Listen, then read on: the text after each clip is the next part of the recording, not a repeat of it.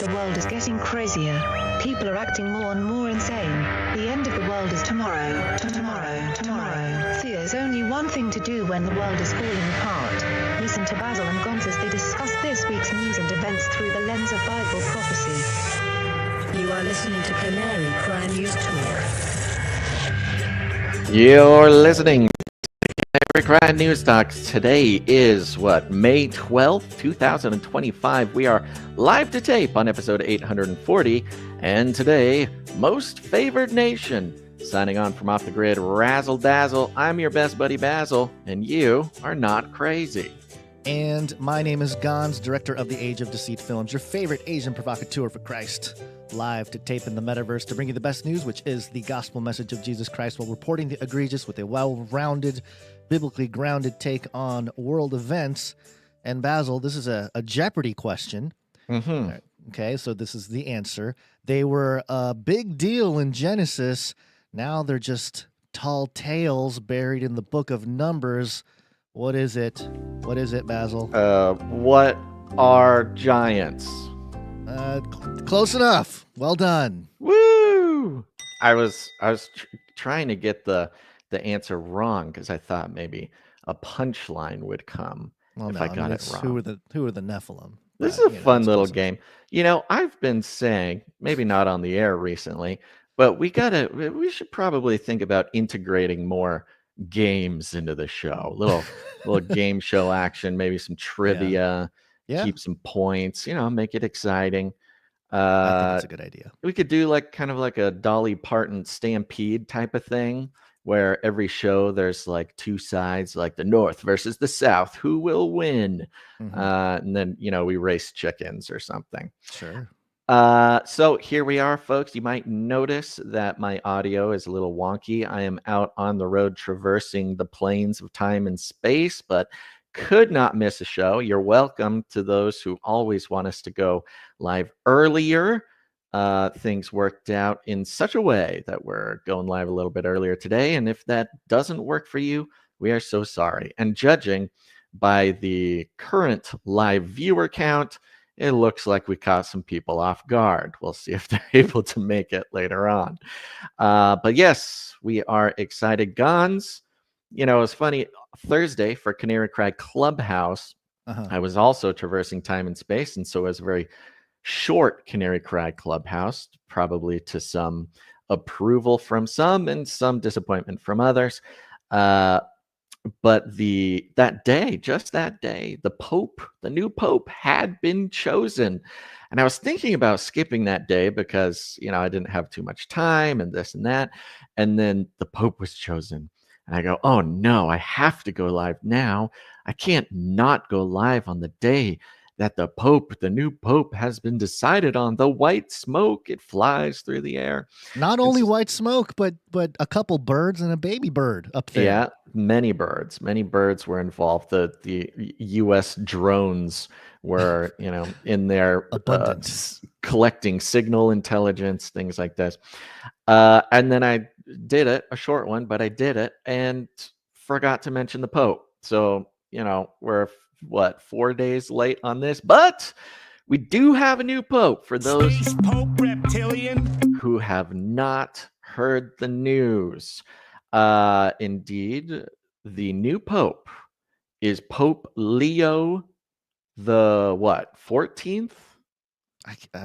What is it? Shoot, I didn't have this pulled up. Hold on a second. I believe it's 14th. Yeah, you're right. Yes, the 14th. What is this guy's name? He's the American. Yeah, he's Bob. Bob from Chicago. Bob from Chicago is the new Pope. We're supposed to get Peter the Roman. We got Bob from Chicago. I don't know what to say. I thought for sure Peter, the actual Roman, the head of not head of state, but Secretary of State of the Vatican. I go, too easy. And Polymarket, Kalshi, they pretty much all agreed with me. But in this age of Trump, where everyone paying attention is expecting things to go a certain way as it is written, so it shall be. Seems like maybe things got thrown off whack a little bit. I don't know if this is Trump's fault or what. I mean, people are very interested in the what this means for Trump that Pope Leo has been chosen. Bob from Chicago, the first American pope, which is sort of in line with this changing of the guard around the world. The controlling elite, are going through a shift, and some of those positions are being filled by I don't know if I call it anti-New World Order or pro-Golden Age. We're kind of in a middle Yeah. space right now as far as that goes. It's pretty clear that Trump is the time traveler. We have all kinds of evidence for that. But if St. Malachy in the 12th century came up with those prophecies of the Pope, well, you need a time traveler to break it, and here's Trump is breaking it with an American. That's what it would take. Yeah, it would take makes total sense. A time traveler. So this is a bit of a win for American interests. I thought you were going to say time travelers. This is for a time win travel. for time travelers. Total win for time travel. Successfully changed the timeline. It is always a sort of sketchy situation when changing the timeline, but when a time traveler is able to do it without destroying the whole universe, it is a total win. Now, Bob from Chicago, he did pick Pope Leo as his name. And when you're looking to figure out what to expect from a pope, popes choose their own name, as we know. And it is a way to communicate the sort of legacy that they hope to, either continue or build for themselves. And Pope Leo was an interesting fellow. I'll say this. There's been 13 Pope Leos before Pope Leo XIV, but Pope Leo XIII, back in 1886 from 1886. Let's see. I don't know if that was the actual day he became Pope, but 1886 is an interesting one because it is the day that the last Pope Leo XIII, dropped this banger, this fire track called Prayer to Saint Michael. Now, gods, of course, this prayer to Saint Michael, everybody knows, it's been in the news recently, but the prayer to Saint Michael, the archangel, usually refers to one specific prayer to Michael the archangel among the various prayers in existence that are addressed to him. Wow, thanks, Wikipedia. There's various prayers. It falls within the realm of prayer on spiritual warfare. From 1886 to 1964, this prayer was recited after low mass in the Catholic Church, although not incorporated into the text or the rubrics of the Mass. Or other prayers to St. Michael have also been officially approved. Prayer to St. Michael, the Archangel, by Pope Leo XIII. Saint Michael the Archangel, defend us in battle, be our protection against the wickedness and snares of the devil. May God rebuke him, we humbly pray, and do thou, O Prince of the heavenly host, by the power of God, thrust into hell Satan and all of the other evil spirits who prowl about the world seeking the ruin of souls. Now, this is a very interesting connection to one Mr. Donald J. Trump, because on, when was this? September 29th, 2024, a mere maybe month and 5 days before the November election in the United States, where Donald J. Trump ascended to the throne, Donald J. Trump tweeted or truthed the prayer to Saint Michael the Archangel with no context, just the text of the prayer and a picture depicting, sort of a Renaissance era painting depicting what the prayer is asking for. And you remember this, right, Gons? You remember when this happened? Yeah. It was very interesting. Of course, the talk about spiritual warfare had already gone sort of mainstream when Trump posted this, no context, a few months before the election. There certainly gave a lot of people on the internet something to talk about. Of course, the ongoing discussion about how Christian Trump is exactly, or what kind, or whatever. He is not traditionally thought of as a Catholic man, but went ahead and posted this in September.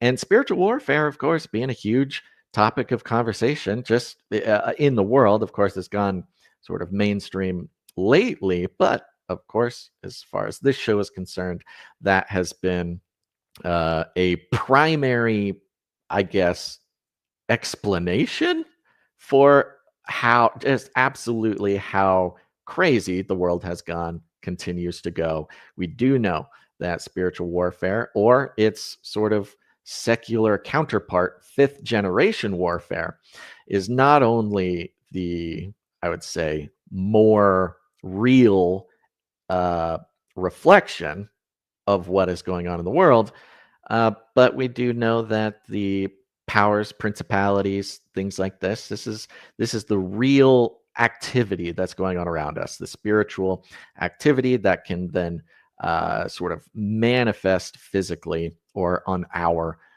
sort of realm of existence here.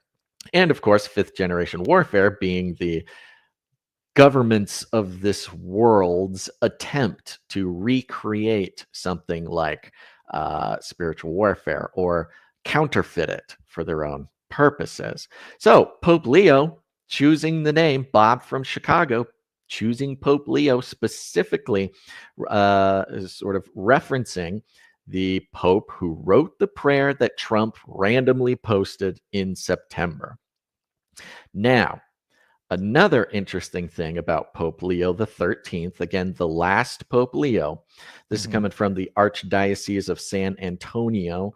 Their website says Pope Leo XIII's encyclical promoting labor and condemning socialism, Rerum Novarum. As European society was grappling with the impact of the Industrial Revolution and the rise of socialist ideology in the late 1800s, Pope Leo XIII issued an encyclical that expressed empathy with the discontentment of laborers, but outright condemnation of socialist movements of the time. The papal encyclical, called Rerum Novarum, and published in May 1891, emphasized a need for reforms to protect the dignity of the working class while maintaining a relationship with capital and the existence of private property. The message was promulgated fewer than 50 years after Karl Marx, and then it goes into some of the history of communism. So you're telling me they're running it back. They're running back the old thing, exact same cultural, societal issues, nothing new under the sun. It's just literally the sort of communist whatever type thing gets popular. Yeah, I don't know about running it back, but I hear what you're saying. But at least, as we know, these sort of cycles of elite mind control, we see them happen throughout history. And one sort of weapon that was used back in the 1880s, 1890s was the pontiff, the power of the Pope to influence these, quite influential ideas, ideologies, principalities, powers that were gaining power. And I don't know how else to best describe the recent upheaval, at least in American culture, but of course the West is included in that, and perhaps the whole world, which is this idea that, Trump, the right, conservative forces, they hate the working class, they hate labor, they only like the rich are out of control, and those who are present in conservative, places or of a conservative mindset recognize that for the lie that it is. And of course, that's the lie propagated by the fifth generation warfare. The narrative crafting magicians of our world, all the way to the top. They are the ones who are hammering every day in every possible way, excuse me, the idea that labor must rise up in communism and socialism. keep this sort of flame alive, that, again, has been gaining more and more traction in recent years. With the advent of Trump to the presidency, we've seen culture shift a bit. And I think the Pope Leo, Bob from Chicago, kind of represents another blow to the, I don't know, sort of cosmic force, the unstoppable force of, communism, socialism, ideologies like that, that had people pretty shook up in the past maybe 5 or 10 years. Sure. So we are seeing this assemblage of the Avengers, these sort of conservative Avengers coming together across various, I would say, attack vectors in the ruling class. So I would say pretty interesting alignment now. Of course, it's got to be said that Bob from Chicago in recent years has posted on his social media plenty of, I would say, things that were in alignment more with Pope Francis. And you gotta, he's got tweets sort of condemning Trump's immigration policy, Trump's policies on various things there. So people are wondering, what's the old switcheroo here? I mean, one could argue either he is sort of tricking us now in naming himself Pope Leo, or perhaps in order to even be put in a position to where he could rise as Pope, he would have needed to kind of align himself with Francis in these sorts of ways, this compassion for the immigrant and stuff like that. And back to the naming of the popes, one thing that was particularly worrying about Pope Francis was there had been no other Pope Francis before, which sort of signaled he was here to lay down a new legacy, to take things in a direction they had never been to before. There was no reference for his agenda.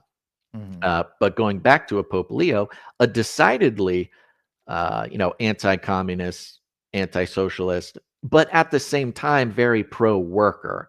Much like anybody on the right today, conservative, etc., they would not describe themselves as, trying to eat the rich and, give labor, I don't know, free stuff, or certainly not communist social ideology, which is part of the, what's the word?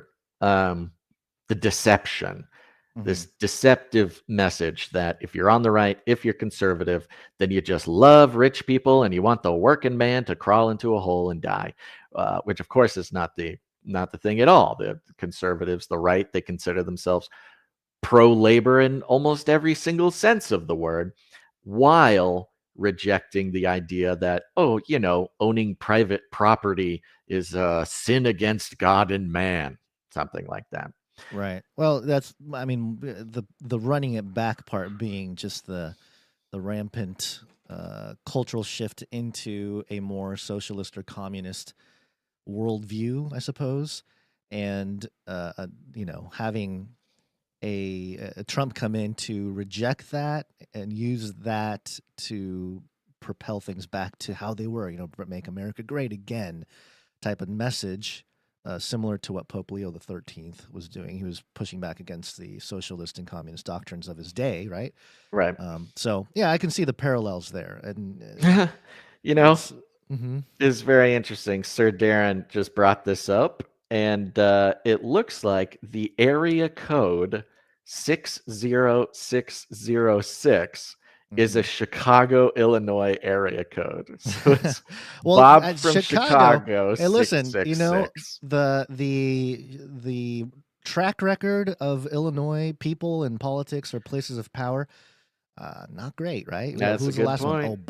Obama's a big Illinois guy. I mean, I don't know. I'm not too excited about this whole thing, but We'll see. We'll see what happens. Is Yep. there There's another signal that we got to pay uh-huh. attention to. This Yeah. was being reported in the mainstream media. Of course, we use just the fact that it's appearing in the mainstream media as an interesting sign of what's going on. And it has to do a little bit with some 33 guns. 33 is the number of completion of the Great War. Now, this is being reported all over the mainstream. It's actually quite funny. But the headline here from Fortune.com, fitting, is Pope Leo XIV just took the top job in the Catholic Church, and the role comes with a $33,000 a month paycheck. Oh, $33K a month? Uh-huh. It's a good deal. Pope Leo, buy Bitcoin with that $33K. You can use some of that. Another part of the reporting is if he were to retire as Pope, he would get $3,300 a month in retirement. So of course, now for people who are new, 33, very well-known number in secret societies and various new age spiritualities and esotericism, things like this. We don't claim to have a distinct definition for 33. I know that it represents a lot of things, but when you see 33 used in the news, it is quite obviously used as some sort of signaling number. And the signal here is pretty clear. $33,000 a month for the Pope while he is in office. If he ever retires, $3,300 a month. I mean, that's what really sealed the deal for me. It's one thing for him to get paid something while he's working, but hey, if he retires, which like one Pope has done in 600 years, let's just make sure to send the signal then too. So the article mentions how the other perks that come with being Pope, a private pharmacy in addition to the $3,300 a month retirement fund. Of course. Now, I found this little historical thing here. It might be kind of interesting and relevant to today's show. Pope Leo XIII and Vin Mariani. Vin Mariani was a popular 19th century French, by the way, tonic wine infused with cocoa leaves, which is the source of cocaine, right? Cocaine, cocoa or coca? Coca leaves. Yeah, coca. Pope Leo XIII endorsed Vin Mariani and awarded it a Vatican gold medal. It is featured in advertisements holding the bottle and praising its effects. So. Okay. They're running it back, Bess. I'm telling you, man. There's nothing new under the sun. They're just running back, 1880? Something like that. Yeah. That's a bad sign. That's when Helena Blavatsky was getting all into theosophy and stuff. That's not a good time. Not a good time. So maybe some of those ascended masters are back, and now they learned their lesson. New Age and communism, social, it doesn't work. They gotta pose as conservatives and saving the world. Let's see people here. Are not going to follow them. Pope Leo XIII, the last one, ascended to the papacy on February 20th, 1878. Okay. So this must have been right after the Civil War. Let's see here. Civil War. 1861 was the start date of the Civil War. Come on, give me the end date. Come on, Pope Leo XIII was promoting a guy who had a tonic that was infused with cocaine. So, I mean, that just tells, I think that's enough. That's 1865. So, yes, after the American Civil War, the Pope Leo XIII took office, condemned socialism, communism, extolled the virtues of the rich and the poor getting along together. He gets paid $33,000 a month. He's from Chicago, which has an area code 666. It's all coming together, Guns. This is beautiful. All coming together. And there's just one more fun little thing, just because it's not really that consequential. TMZ picking up this story. Pope Leo XIV. Bro may need to do some Hail Marys for not safe for work language. This is Pope Leo's brother.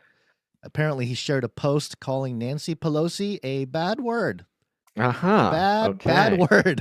A bad word. Bad word. Maybe Well, he must be the black sheep of the family there. Maybe, yeah. His brother's the Pope now, and now he's out here calling out. It's senators. tough. That brotherly competition can be tough. One's the Pope, one's cursing out Nancy Pelosi on Twitter. That's very good. All right. Well, with that, Guns, we got a lot of news to get to, but I want to take a second and thank some executive producers. Let's do it. Executive producers. You know the drill. We're on value for value model, which means we don't take any money from corporations, commies, cartels, governments, non-government organizations, or the Vatican. That's I was right. going to say the Vatican does the not list, fund to the show. The list Maybe the Pope will. Maybe he will. He's got $33K a month. Longer of support the show. In the certain influence and incentives that are not involved in keeping the show going, of course, because value for value means we are strictly and perhaps even prohibitively funded by producers of the show. Who are producers? They are people who get value from the show, say, this is great. I want this to continue. This brings value to my life. And then they hear the soft whisper of the Holy Spirit in their ear that producing the show is part of what is requested of them. And then they come in and they support the show with their time, their talent, or their treasure. It's not all about money. If you got skills, if you got talents, if you got time on your hands, you can help us keep this show going. We've got wonderful producers that help us out every week, and an endless amount of tasks we need help with, and an endless amount of reasons to have art for certain things, or design if that's your thing. Music, jingles, of course, all included. But if none of that is your thing, you can support the show financially by going to canarycry.support. Oh, I was not ready. I was reading. I was checking the Rumble. The Rumble is not working, Basil. Just that's too bad. Yeah. So just, I was gonna say, hey, if you're on Rumble, go find us elsewhere, but they can't hear us. So I did drop some comments in the Rumble thing. Okay, good. Well.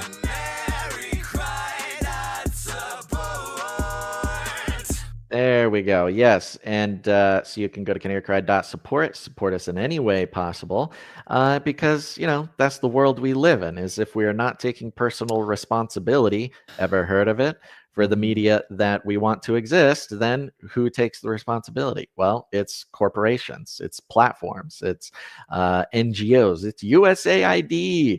If only we had taken the responsibility before USAID took it from us, who knows where the world would be at.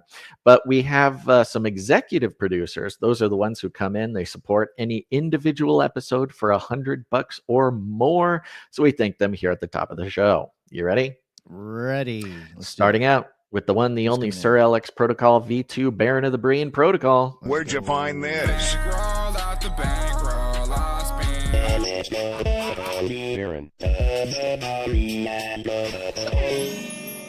Coming in for $100 and 33 cents. He must be the Pope. Legasp. He's on a 390 episode streak and a 44 episode executive producer streak.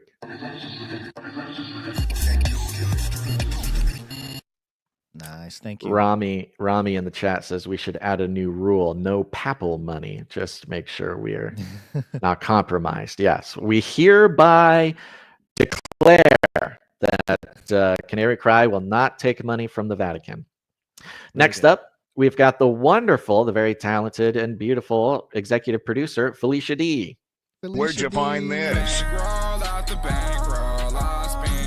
Thank you, Felicia D. Thank you. Felicia D came. I may have missed thanking her back on Thursday's very short Canary Cry Clubhouse, but Felicia D comes in with a nice round number, which is a good reminder for anybody out there. If you want to produce the show and you come in with a nice flat round number, that's you telling us you'd prefer us not to disclose the amount. If you don't mind us disclosing the amount, you do something like Sir LX Protocol. You put 33 cents on it, 77 cents, 1, 2, 3, 4. Have some fun with the number, and that's telling us we can have some fun with it on air. But thank you very much, executive producer Felicia D. Thank you, Felicia D. Appreciate you. Good to see you. Last but not least, we've got a blast from the past, Gons. We have executive producer Sir Captain Redbeard, Ooh. Pirate King of the D-Moocher. Where'd you find this? Great to see you on the list, Sir Captain Redbeard. We've missed you. And he comes in with a nice round number and a note. He says, hey, fellas, haven't executive produced the show in, I don't know, ages. But lately I've been feeling the prompting of the Holy Spirit to executive produce. So finally getting off my lazy rear and making it happen. Love you guys. Give me that sweet, sweet D-mooch, baby. D-mooching is coming. You've been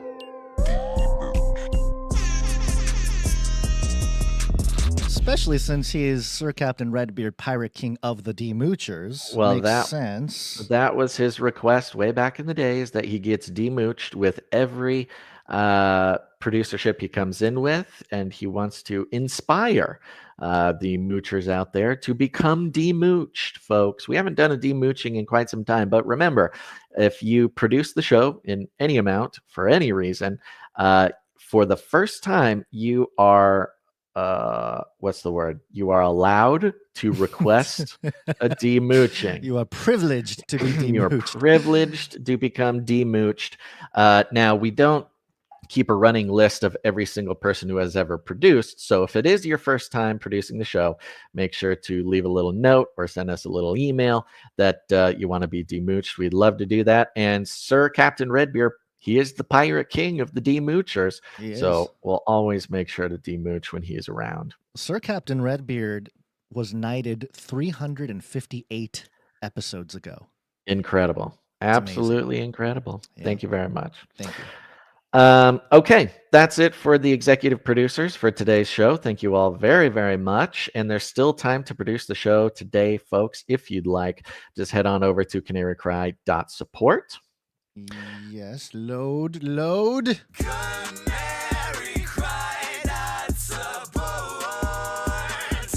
I want to give a big old thank you to everybody who has joined the Canary Cry text message alert system lately. And if you haven't done it, do it now. Take out your phone, open the text messaging app, and text the word Canary to 877-740-3226. Just the word Canary, no punctuation, to 877-740-3226.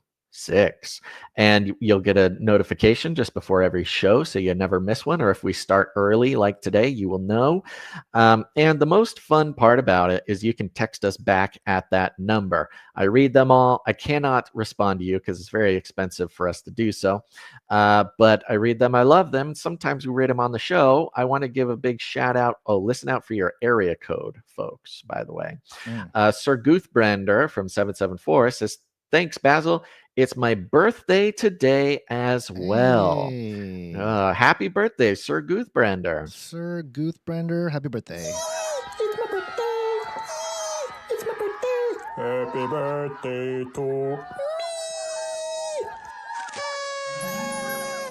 He says, I'm turning the big 5-0. Love you guys and praying for you both. Be blessed. Thank you very much, Sir Guthbrander.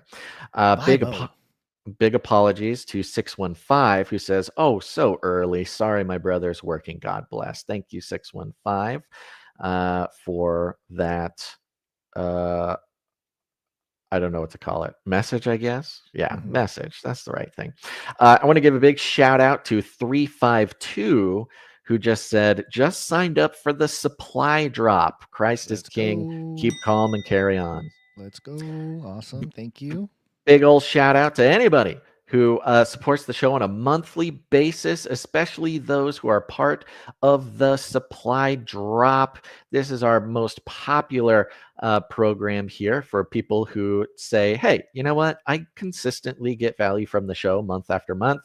But, you know, I don't really have the time, or I don't really have the attention span to every month come in, produce the show. So they go to canarycrysupply.com. They sign up to support the show for $33 a month, and it's automatic. And on top of that, they get a free package every quarter of Canary Cry gear. It could be accessories, clothing. We had the Basil's Bunker package filled with a bunch of prepper devices, some GMO-free seeds, anti-Nephilim seeds for the garden.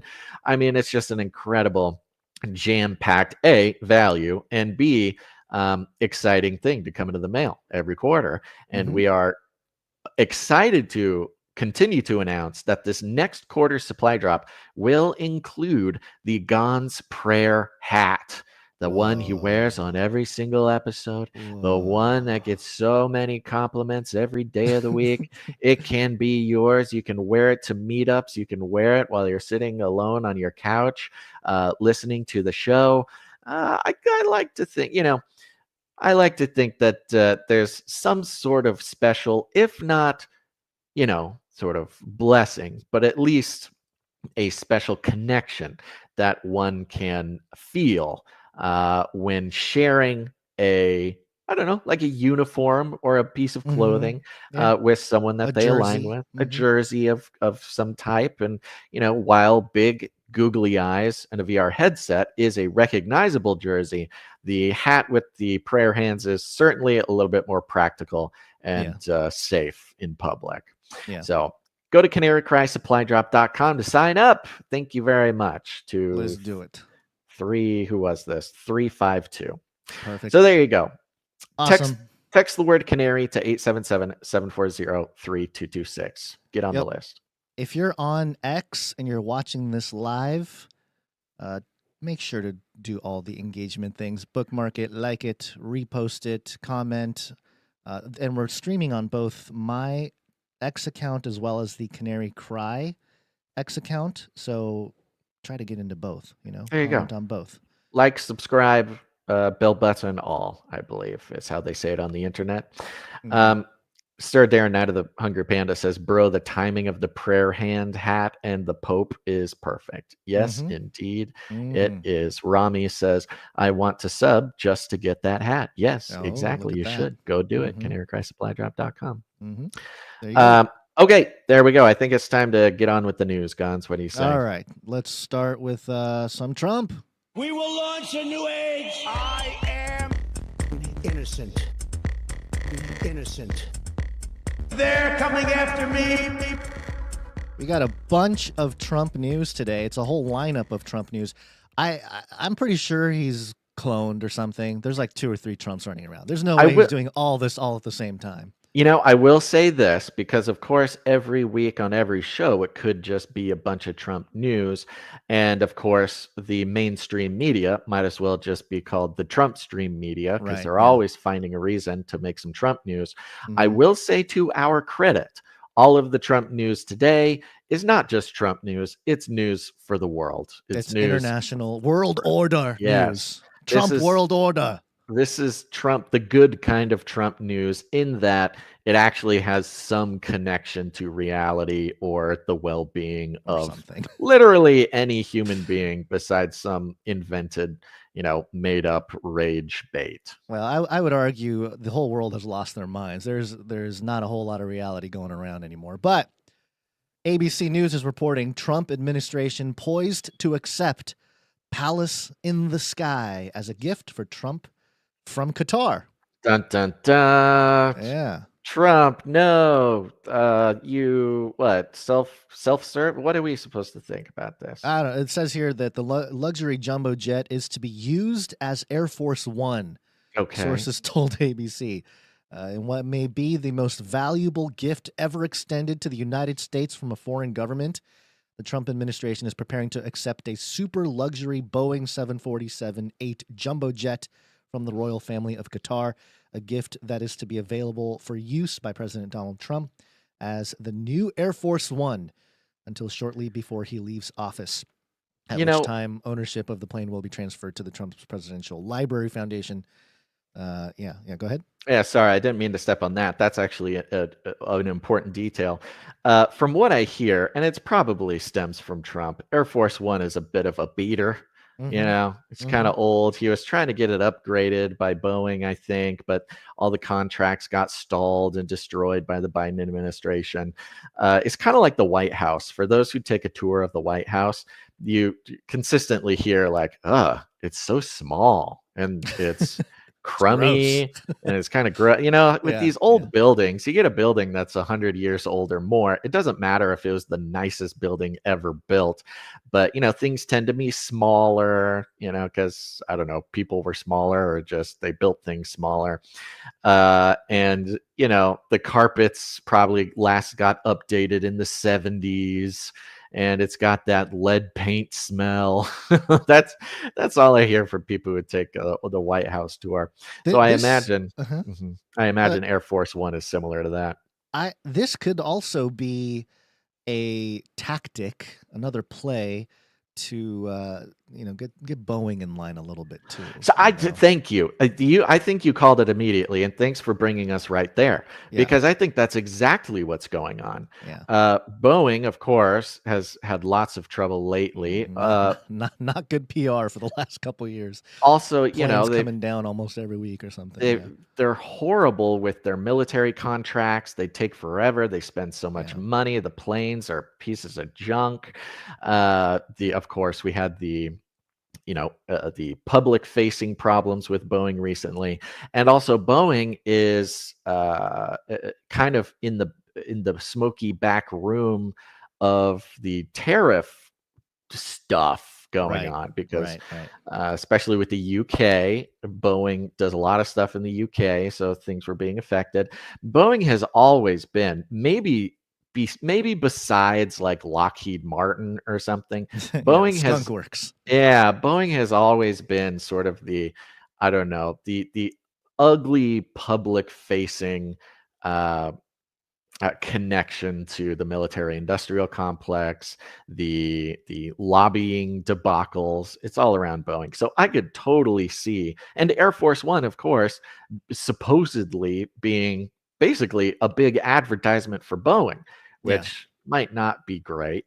But yes, now, of course, the media, the public are going to this is what, see, look, when it comes to Trump rage, you just take a second, you take a breath. Okay. Let's just all take a second. Is it interesting that Qatar, the royal family of Qatar, is giving a gift to the Trump administration for a new Air Force One? Yeah, that's interesting. That's certainly in line with the, billionaire president self-serving image. What gift is actually a gift when you're a president? Right. I would certainly have the Secret Service go through and debug that thing about 1,000 times before using it. Yeah. But it's going to look like a normal Boeing by the end of it, by the time they strip it all down, right? Everything that actually was cool in there is probably linked back to Qatar headquarters. Have you seen some of these Middle Eastern airline companies? They're all the most luxury. Yeah, you get a whole bedroom to yourself on Qatari Airlines. It's out of control. Yeah. So I mean, they obviously do the best job with luxury airlines. Well, it is still a Boeing. This airplanes, but it's under the care of Qatar instead of, I guess, American. Yeah, design. who knows what the thing is, but it is very interesting. Yeah. But the other thing that even I am kind of like, I don't know, it's kind of in line with the Trump crypto thing. I was thinking, okay, this is no problem. A new Air Force One. We need a new Air Force One. That's great. Let's go. But then it says when he leaves office, the plane will get transferred to his Presidential Library Foundation, which is obviously it's just a gift to Trump. Of course, he's going to fly in that thing for the rest of his life. It's very interesting. Yeah. But of course, he has his big trip to the Middle East, UAE, Qatar, etc. this week. Precedes that trip, yeah. I will say, as the media is reluctantly reporting that, let's see here, the lawyers for the White House counsel's office and the Department of Justice drafted an analysis for Defense Secretary Pete Hegseth, concluding that is legal for the Department of Defense to accept the aircraft as a gift and later turn it over to the Trump Library. And that does not violate laws against bribery or the Constitution's prohibition of any U.S. government official accepting gifts from any king, prince, or foreign state. I know this Okay, sure. Yeah. Well, just one more point on the Boeing thing. And you mentioned it. Boeing has been involved with tons of public-private partnerships with the U.S. government or other governments around the world. But when it comes to Qatar specifically and this Middle Eastern trip, and we'll get to it in a little bit here, is the conversation about Israel. There's a lot of, Trump and Israel are starting, America and Israel looking like they're going to break up. There's a lot of talk. And Qatar, a very complex relationship with Israel over the years. But in just 2025, there was the Qatar Gate, where Benjamin Netanyahu had a whole bunch of criticism because some of his advisors allegedly got some payments from Qatar to influence Israeli public to favor some of their policies. So, there's always something political going on under the surface, and we may not get to the bottom of all that. Maybe some people are in the weeds and they can figure all that stuff out. But there's always something. And I would imagine that this is similar in that there is a political motive here, either by Trump or and maybe in cahoots with Trump and Qatar to kind of move things along with Israel, perhaps. So there's just some things to consider here. Yeah, and not to mention the so far lasting peace that was brokered by Trump between India and Pakistan, which is still a developing situation. Yeah, but they didn't follow directions, is what I understand. They agreed to it, and then some more drones. I thought they were going to blame AI. It would have been a good. We just programmed it. We couldn't deprogram the AI drones to start launching rockets over there or something. So, but yeah, we'll keep an eye on that stuff. Yeah, the things were set in motion already. It was too late. Yeah, it was already pre-programmed. Just another detail or two. The aircraft, which is 13 years old, will be transferred to the U.S. Air Force and actually be overhauled by the Air Force, the United States Air Force, before getting transferred over. Now, of course, the Air Force is the one who, flies Air Force One. So that seems to be the legal way to do it. Yeah. All right. Well, there's something, these, I'm sure that Trump is going to have a nice corridor in this new luxury jumbo jet palace in the sky. Maybe he'll have a throne or something up there. Who knows? Speaking of gifts from other foreign officials, we should check in on Macron because he also seems to have received a gift recently.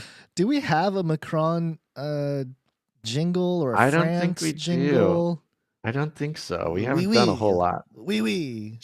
There's yeah. So yes, this is going public. Alex Jones really driving this point here. There's a clip of Macron. I'm going to take the New York Post headline here because we can debate this. NewYorkPost.com. Wild cocaine conspiracy surrounds European leaders traveling for Ukraine. Talks as frustrated. Macron speaks out. Fake news.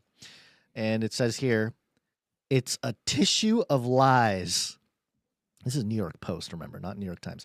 A bizarre conspiracy that European leaders snorted cocaine en route to critical Ukraine talks has been roundly ridiculed by the French president's office after it was promoted by Russian trolls as well as American conspiracists such as Alex Jones.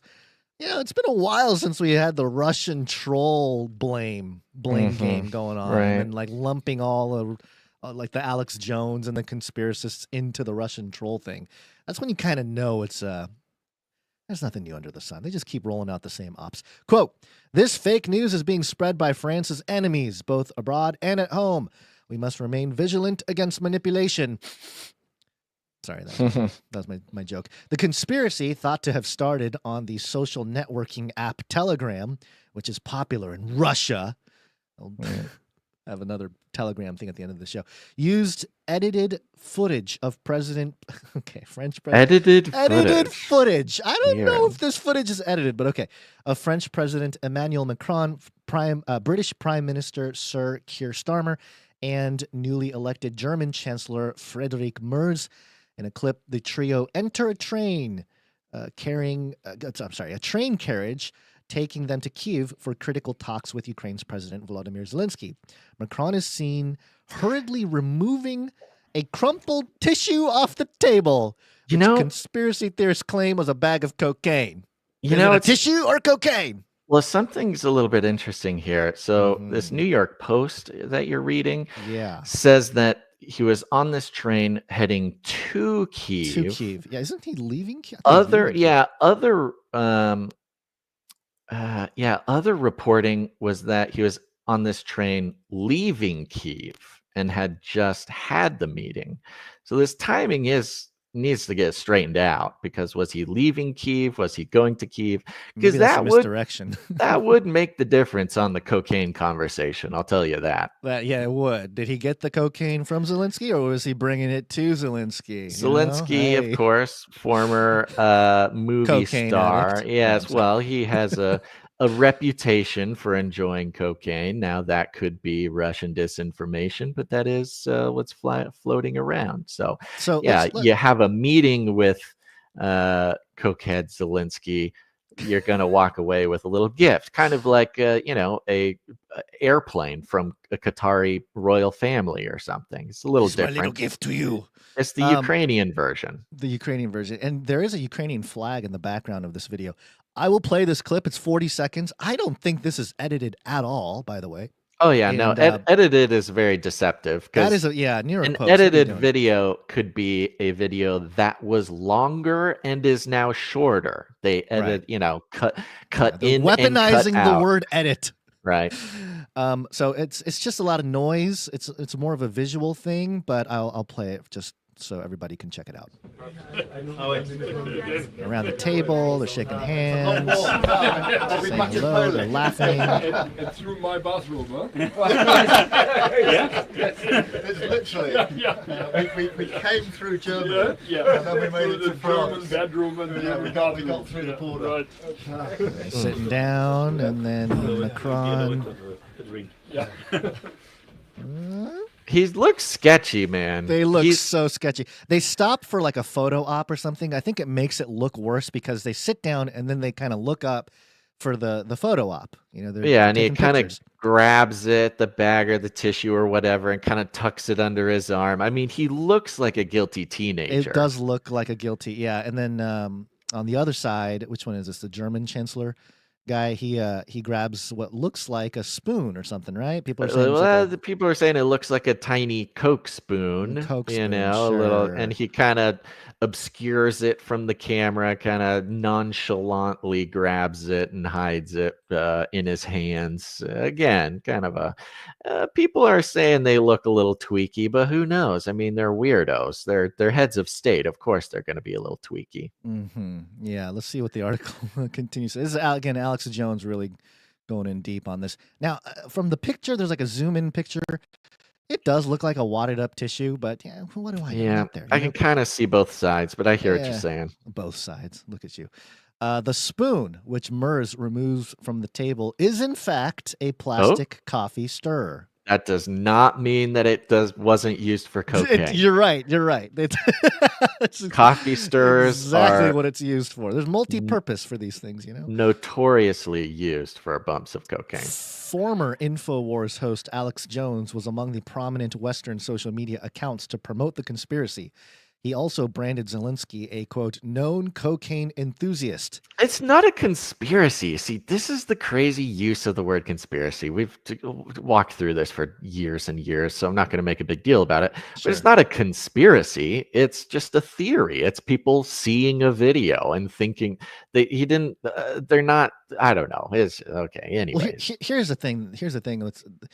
People are saying it's cocaine. If somebody had said let's just say something else, ketamine or something, right? Okay. It would be the same kind of craziness. I don't know. But what if it's just a tissue? What if it's just a tissue? That's what I'm saying. He also branded Zelensky a known cocaine enthusiast based on a previous Russian spread conspiracy about the leader. The cocaine thing is a Russian spread conspiracy? I mean, of course it is. Because of the again, war, a conspiracy. It's not a conspiracy. If somebody likes cocaine, that is not a conspiracy. He also, this is Alex Jones, also wrongly claimed that the video showed the trio following their talks with Zelensky instead of prior to them. Okay, so there it is, Basil. It's Oh, the so New he York wrongly Post. claimed the video. Okay. Yeah, All so the right. New York Post is claiming Alex Jones was the one that I misled the wish public with I wish I kept the link. So I don't know. I don't even know if you can read Alex Jones anymore. But this was from Newsweek. It was Newsweek that Uh-huh. reported that they were coming away from the meeting. Okay, all right, okay. Pull He it up. then later doubled down on the conspiracy, showing an edited crop of the video with a shine filter applied to it. What? I don't know what that means. You don't need to do all that to see this thing. Quote, "You can clearly see it's a bag of blow," he insisted. Russian foreign ministry also pushed the same disinformation on Sunday with Putin's puppet, Maria Zakharova, calling the French, British, and German leaders, quote, "utterly drug-dependent individuals" on her Telegram account. You know, that's the thing. It wouldn't surprise nobody if these world leaders are on drugs. Well, You know what I mean? Like, that's the thing. That Yeah. is the thing. It's it is I mean, we had cocaine in the White House. Cocaine is sort of famous. I mean, hello, Canadian politician Rob Ford was like a full-on crackhead. Like the politicians use drugs all the time. I don't know what's part of the thing. It's probably part of the requirements to even be in politics at that level. part of the fun. Yeah. Quote, "It's as if the Almighty himself is lifting the veil on this putrid spectacle." Alex, what? That's not Alex. That Oh, is who is the that? lady? That's the Russian foreign ministry lady, the Yeah, Putin's puppet, right. Maria Zakharova. So there you go. I mean, It's I a don't beautiful know. piece of propaganda. It I'll is, you know, say that. I gotta be honest. Like, I'm not trying to defend Macron, but I mean, it does kind of just look like a wadded up tissue. Yeah, To I me, mean, I don't know. I'm not around bags of cocaine, but you know, I looked up pictures of bags of cocaine. look, I did a little scroll through. I mean, you know, bags of cocaine. There's a certain way they look. I love to think that your algorithms now include an interest in little bags of cocaine, images of little bags of cocaine. Yeah, you know, you kind of got to call out Alex Jones on this one. I mean, this is kind of over time. I mean, look, the guy has to fill like 8 hours of live streaming That's a true. day. You're right. You know, He's got to every have si- something. he's got to have something to Yeah, work something. with. But you know, it's a great opportunity for those who maybe participated or watched the defeat of the mainstream media because of, versions of this just with Trump or Republicans or whatever. And now we see plain as day. Now, you mentioned that gal said, oh, the Almighty is lifting the veil on the this or that. This story kind of lifts the veil on, hey, we got to have our heads on a swivel when it comes to alternative media too. Yeah. Of course, I this mean, is it's always something. kind of been like that, but I think that now that they have more influence, more power, yeah, it's like magnified all the stuff. So, Yeah, pay yeah. attention. And here we are talking about it, but the point is that I don't know, it's a part of our sort of passion or part of the mission here is to also, keep as many people accountable as possible. And of Yeah. course, I mean, it blows my mind how how Alex Jones dominates for hours and hours and hours a day. Right now, it looks like he's sitting on 260,000 live viewers talking about I don't know what he's talking about. He's realigning the global order, of course. Trump. Trump is, yeah. Yeah. Yeah. So anyways, it's more than ever do we all have to take personal responsibility for the food that we are feeding our brain, our spirit, our knowledge of the world, because we can see those like Alex Jones also participating. Again, why does he need to fill the time? Why does he need as many people as possible? Why does he need to report on every tissue that is seen in a video across the world? Well, it's probably has something to do with getting paid, baby. He's got a billion-dollar debt he has to pay. I mean, you got to give it to him. The fact that he's still out there, still doing it, still charging ahead, that's pretty impressive. I do kind of feel a little bit that I understand the feeling of not having any other options than to keep the show going, because what is Better. Alex Jones going to get a job at McDonald's? Like, what in the world is he going to do if not stream online? Oh, can I you don't know. imagine that McDonald's blowing up if Alex Jones got a? I mean, that could be the greatest marketing ploy ever by McDonald's if Alex Yeah, Jones it'd be starts like cooking the your Trump burgers. McDonald's, Yeah. thing. All right. Well, as a famous, to wrap this little thing up, as a famous truther musician once said, if you got bad news, you want to kick them blues, cocaine. She don't lie, she don't lie, she don't lie.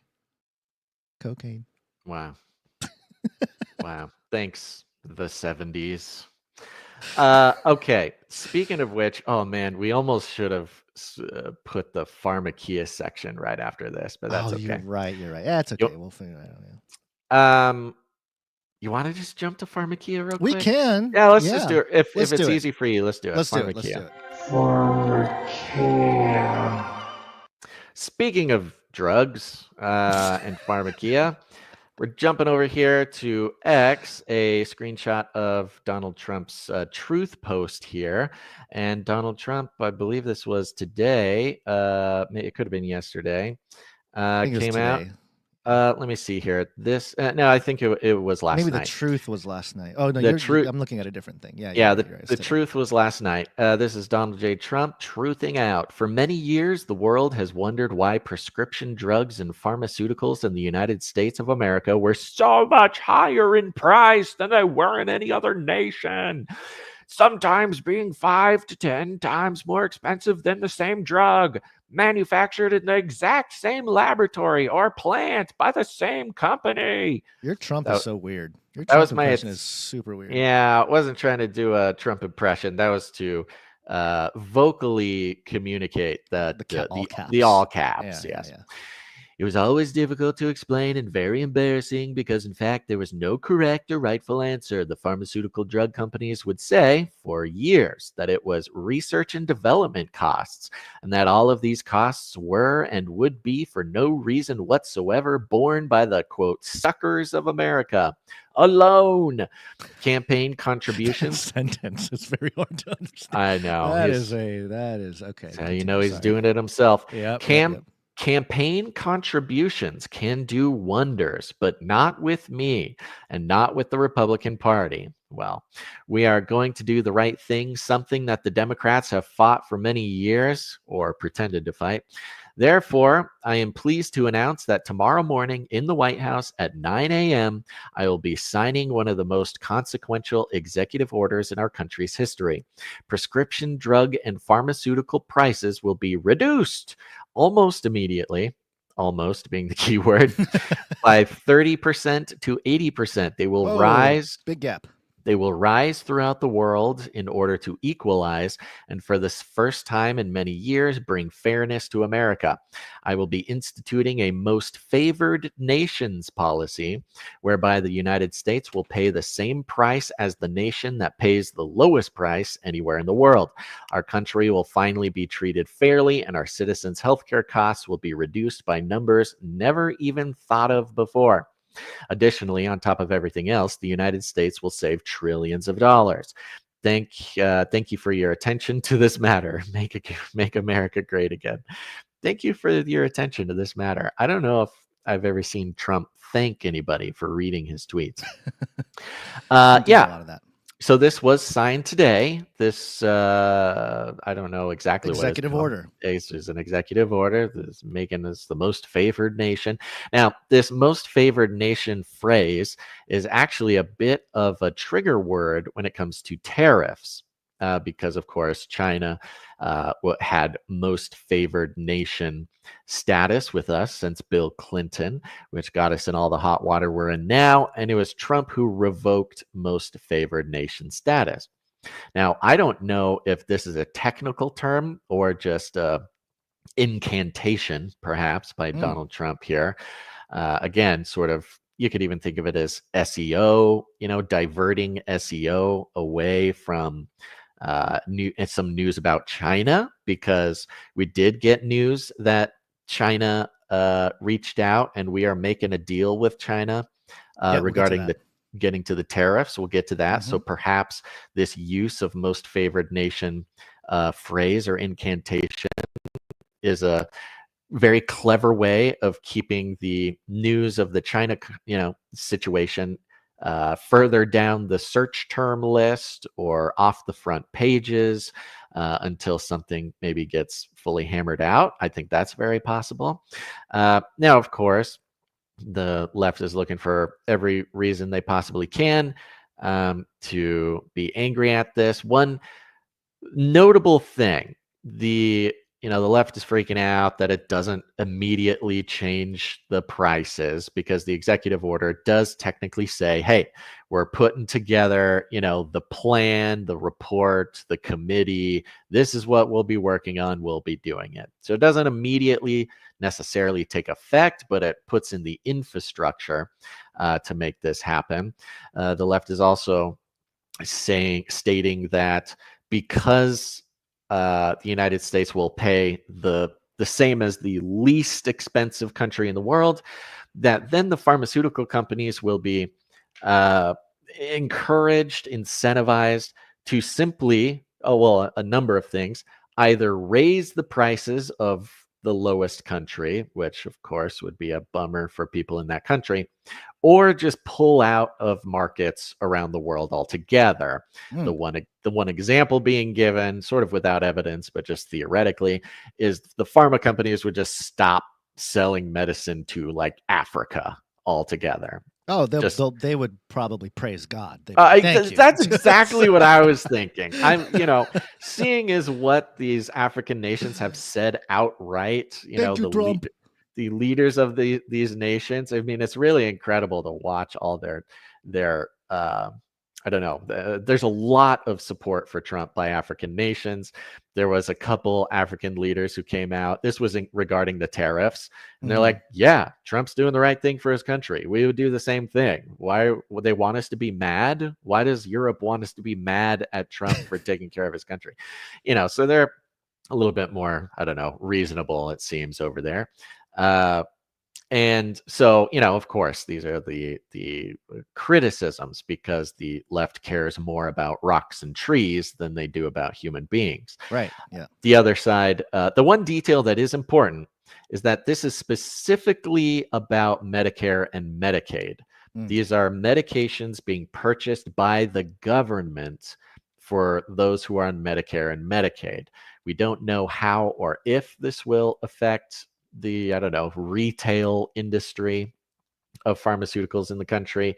But specifically, this is the U.S. government not paying more. So it should, you talk about savings as far as the government budget goes. This is a pretty big way to save some money with Medicaid and Medicare, which of course is incredibly difficult to do, considering they're called entitlement programs, and taking away people's health care is obviously a big no-no, even for Republicans and Trump. So this is actually a pretty creative way to get the budget down without the intention of messing with people's Medicare and Medicaid. So there's apparently some potential antitrust actions included as part of this. And what's funny is that the pharmaceutical industry is coming. Obviously, they're not happy about this. They're coming in, and their big warning in retort to this is it could impact innovation. Yeah. It could impact the innovation of drugs for the people. Yeah. It's kind of a giveaway, it feels like. Totally. What their motives are. But I think that's part of the plan there. And Trump kind of got ahead of it by saying, like, they charge us, 50, 80, 100 times more for drugs because it's basically government subsidizing quote unquote research and development, Right. which we know that research and development is just a code word for shareholder profits. It almost always is. Yeah. And of course, there's tax write-offs for research and development. So it's sort of a financial magic trick going on here. And of course, the pharma companies are very upset about this because I'm sorry. Of course, the pharma companies are upset about this, but also the mainstream media is very upset about this. Oh, I wonder why. Why would they be upset about maybe this? it's because of the industry that provides 70% of their financing. So another great example of the pharma influence on mainstream media. Because, of course, I mean, at least in theory and at least from what I can read in the actual executive order, it does nothing but benefit individuals who are on Medicare and Medicaid. It still remains to be seen what that means for the rest of us and the rest of the world. But at least those who rely on entitlement programs, should be benefiting quite a bit, or at least the government should be benefiting, which would allow those programs to continue for longer. Now, but you do get some examples like CNBC, notable pharma shill. Trump signs order aiming to cut some U.S. drug prices to match lower ones abroad. Just some key points here. President Donald Trump revived a controversial policy that aims to slash drug costs by tying the prices of some medicine in the U.S. to the significantly lower ones abroad. So controversial. I understand that he tried something similar in his first term, and it was blocked in court. So yeah, whatever he learned then, he was able to get around this time. Found a way to do it. Yes, of course. And it's controversial because Big Pharma hates it. That's the controversy. And then it goes into some quotes, but more or less we'll say that mainstream media is very upset about this, notably with the exception of the Washington Post. Oh, interesting. Why Yeah, WAPO, very interesting. Of all people? Yeah, let me see. Could it be because Jeff Bezos back in February said that basically he's going to focus on some different things when it comes to the Washington Post? That's right. He said he was going to focus on the free market. Of course, as Bezos made his shift into the at least not anti-Trump camp, perhaps the pro-Trump camp. But, we've seen Bezos make, what's the word? Concessions. Yeah, concessions. He's made plenty of concessions. I'm sure he makes conceptions too. Yeah, he's not conceiving for Trump, though. We'll say that. Just as an example, the Washington Post headline: Trump promises to order that the U.S. pay only the price other nations do for some drugs. Here it is. Sorry, just to get the Bezos so you can exact quote. You can see right in the headline. Hold on one sec. I want you to do that, but let me just finish this out. So you can see right in the headline here that the presentation of the Washington Post. Now, I don't know if what percentage of the Washington Post is being, propped up by pharmaceutical companies. But of course, Jeff Bezos, with a network of bajillion-dollar companies, has plenty of ways. He's not trying to make money with the Washington Post. The Washington Post is not a money-making venture. It's a billionaire control mechanism. So, and seeing as how he's the only paper coming out with positive language about this, we can see something happening in the background. Yeah, the exact line that Bezos used was, "We're going to be writing every day in support and defense of two pillars: personal liberties and free markets." Those are his big shifts of focus at WAPO. So, and of course, we know that the biggest counterbalance or countervailing force to free markets is the government, and so the government sort of making moves internationally instead of just internally is sort of this extension of free market capitalism that, because of course the criticism of quote unquote the free market is that it's socialism for the rich and it's capitalism for the poor, meaning the rich and the companies and the monopolies, they're all sort of supported by government funding.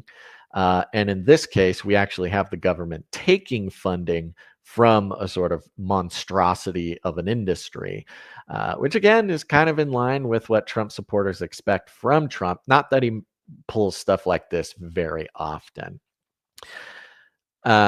Yeah, so we'll. I don't know what the timing on this looks like. I'm not on Medicaid or Medicare yet, so we'll see what that does. But the left should be happy because this is the sort of thing that will actually save Medicare and Medicaid. Yeah. As we know, the way it's going now, it has like, I don't know, a couple years before it's totally dead. So the war wages on. So it looks like, at least the numbers I can pull up in the U.S. alone, this is numbers from 2023, which is the most recently available data. The pharmaceutical companies spent approximately $14 billion on advertising in the U.S. That includes TV, digital, print, and about a little over half of it was spent on digital ads, and news media accounts for about, it says 10%, which is about, whatever, $600-700 million. Who's this for? WAPO, you say? Yeah, well, this is all news media outlets. WAPO included in that, like WAPO, What's your New York Times. What's your source here? This is all just collected sources. From, yeah, I would be interested to dig deeper into that. Yeah.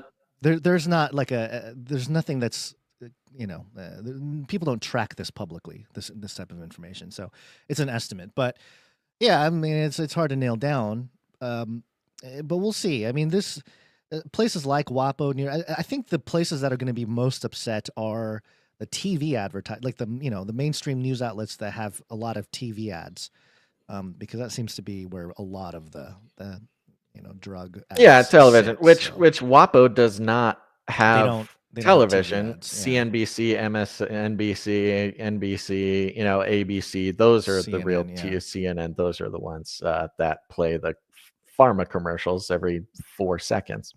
Trump did talk about how this affects a fat guy he knows. Do you want to play that clip real quick? Sure. Okay, this is Trump this morning. I mean, I'll tell you a story. Hold on, very quiet. Let me get this louder here.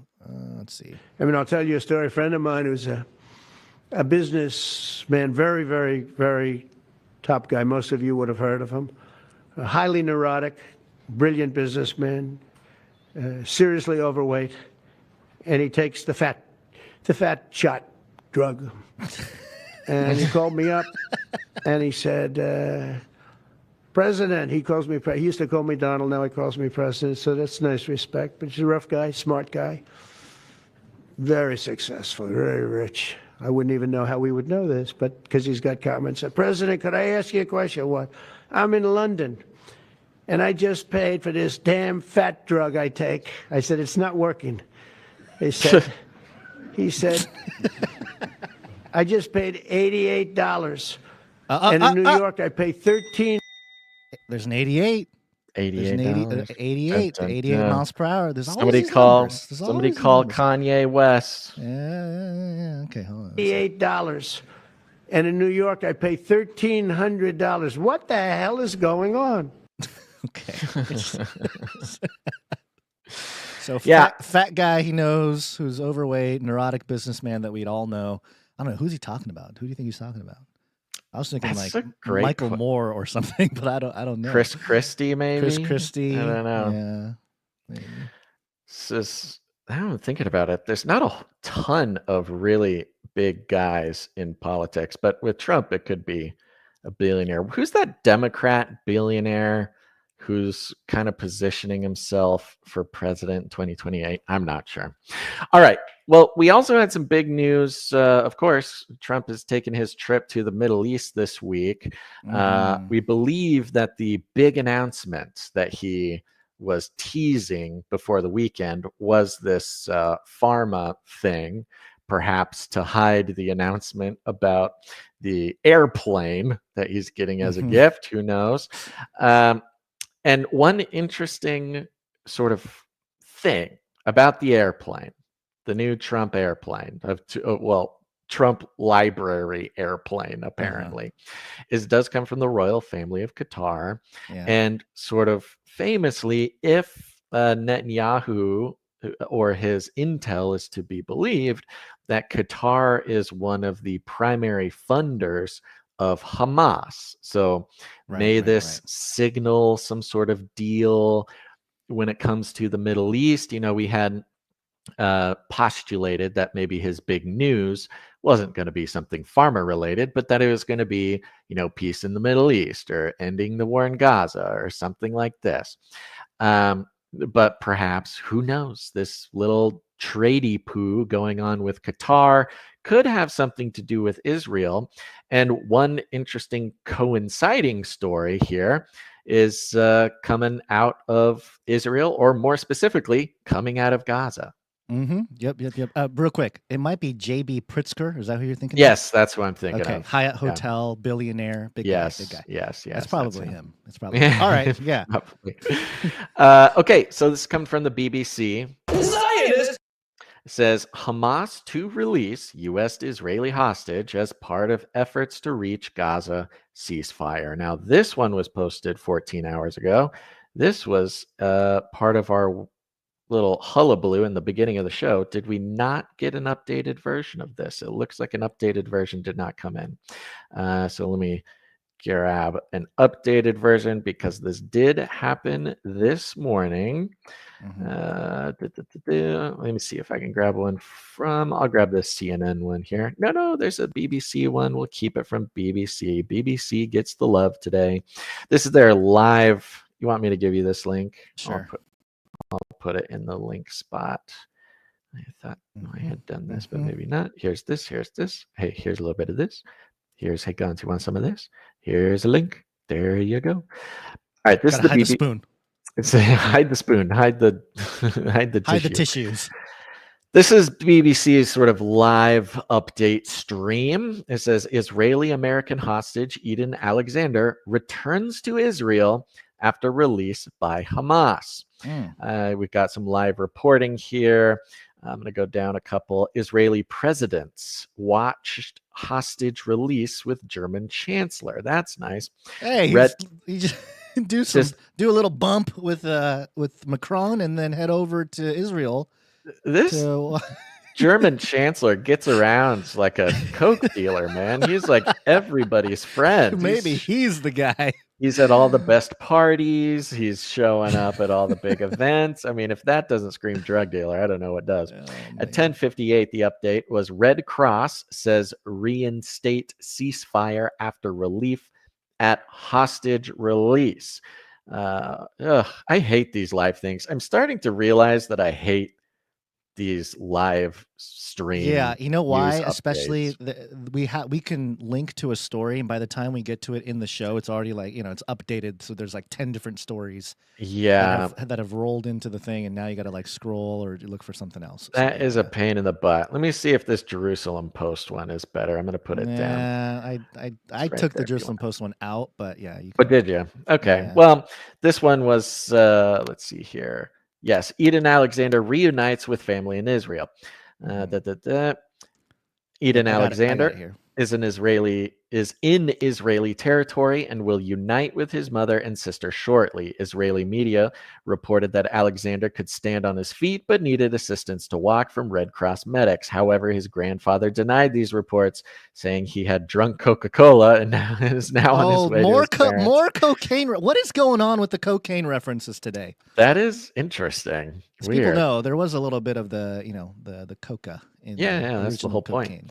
Hamas said in a Monday statement that it had, quote, just released the Zionist soldier holding American citizenship, the prisoner Eden Alexander, following communications with the American administration as part of the efforts made by mediators to reach a ceasefire, open the crossings, and bring in aid and relief for our people in the Gaza Strip. The terrorist organization mentioned its, quote, high positivity and flexibility in the statement.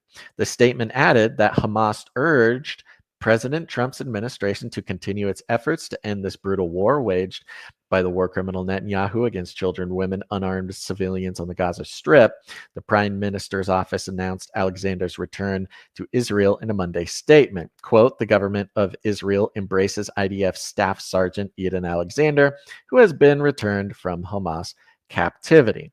Now, one of the things that is a little uncomfortable, a little, I don't know, a little, I guess uncomfortable is the word, a little uncomfortable, is that the Trump administration had actually opened up dialogue directly with Hamas and did not sort of use Israeli lines of communication, did not use, basically wasn't real. They had broken the protocol of protocol, how, right? U.S.-Israel relations used to operate. So yes, this is what's creating that conversation about the divorce between Israel. Which is something that Trump had sort of threatened to do some time ago.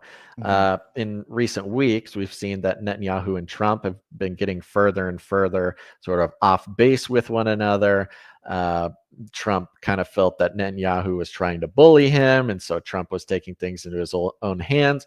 And so it was direct communication with the Trump administration and Hamas that ended up getting this hostage released, something that the Israeli administration was unable to do for many years now.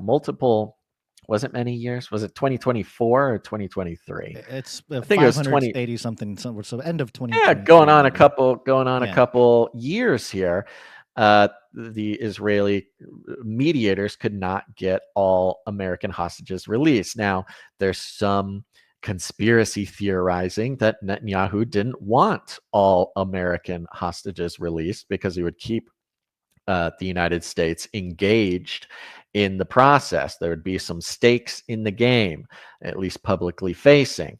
So Trump kind of going around the Israelis, speaking directly with Hamas, or at least cutting Israel out of the conversation, of course, kind of signals, a few things. One, it looks great for Trump, especially with all the, I would say, internet and otherwise accusations of being sort of not Putin's puppet, but Netanyahu's Muppet.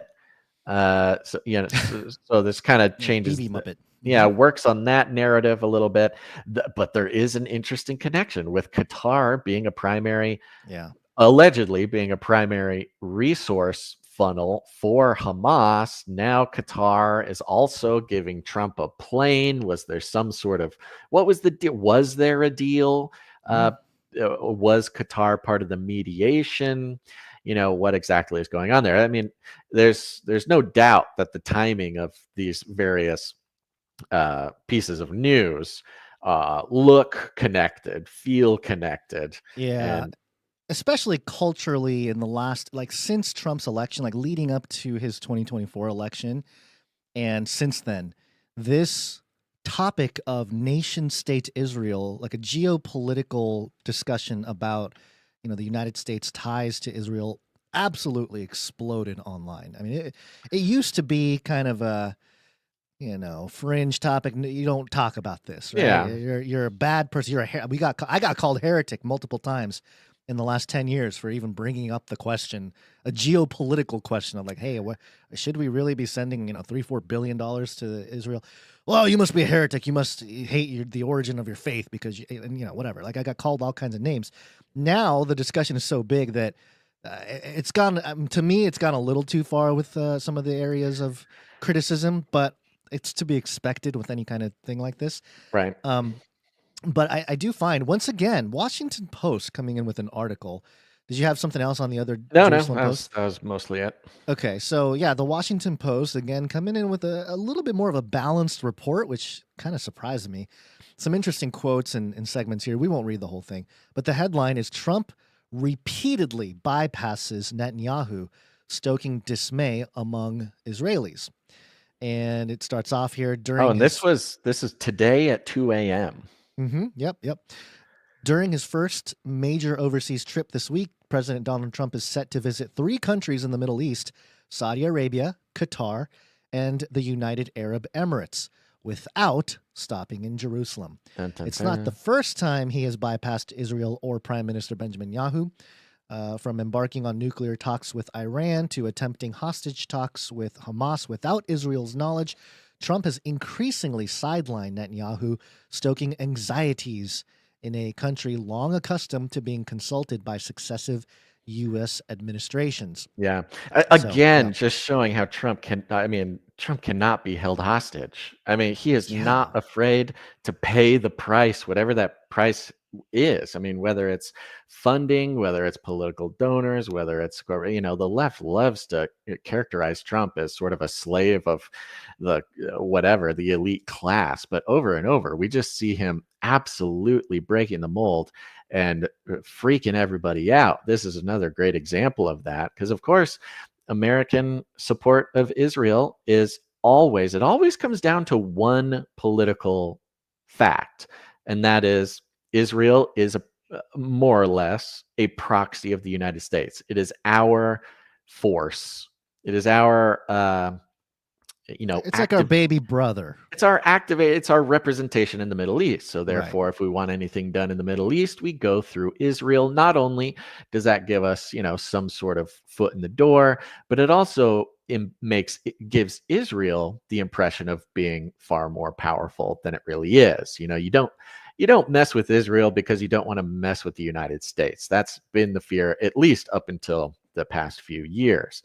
Right. But yeah, Trump going around, hitting up Qatar, Saudi Arabia, Arab Emirates, getting the Hamas hostage freed, all without consulting Israel in the same direction. Politically is very good for him, for his base, but also is, again, sort of embodying that real America thing again. Instead of, for many administrations now, Biden, Obama, is always, we'll work with our partners. We'll work with our partners. We work with our allies, where our power extends through our friendships. You hear this a lot in the West. And Trump's like, no, we don't need our partners. We don't need our friends. We don't need our allies, which of course can harbor its own critiques of that idea. But so far, taking out the middlemen in these sort of things seems to be working very well for him. Well, you remember the Q-tards always point out, Cue the miserable, cue the desperate. What must I do to convince you people? You're right, Q. that, You're asking for it. The Save Israel for Last, I think, was the exact interesting. Q post. Remember Yeah, that? what was the other Q? There was another one There's that a was bunch really of Q crazy. stuff. Yeah. I will say, we are seeing this weird resurgence in the Q activity because, of It just course, outlined everything. all the Q posts, they came out in 2017. Yeah, and it was a roadmap. The theory is, and it is interesting to kind of watch. I'm not hyper connected to the Q issue, but you see it going down the timeline. Most of these posts were in 2017 or so, and you're seeing some at least the Q people are seeing some pretty intense connections here. Correlation. So here's a couple more quotes here from the article I thought were interesting. Michael Oren, a former Israeli ambassador to Washington, said this whole thing is disconcerting. Shalom Lipner, who's a former Netanyahu aide and a fellow at the Atlantic Council, your favorite Atlantic Council. Yeah. He described the mood in Jerusalem. It's total panic, absolute panic in Israel, in Jerusalem. Thanks, Atlantic Council. They're basically calling for a messiah to help settle down what's going on in Jerusalem. There, people are just up in arms.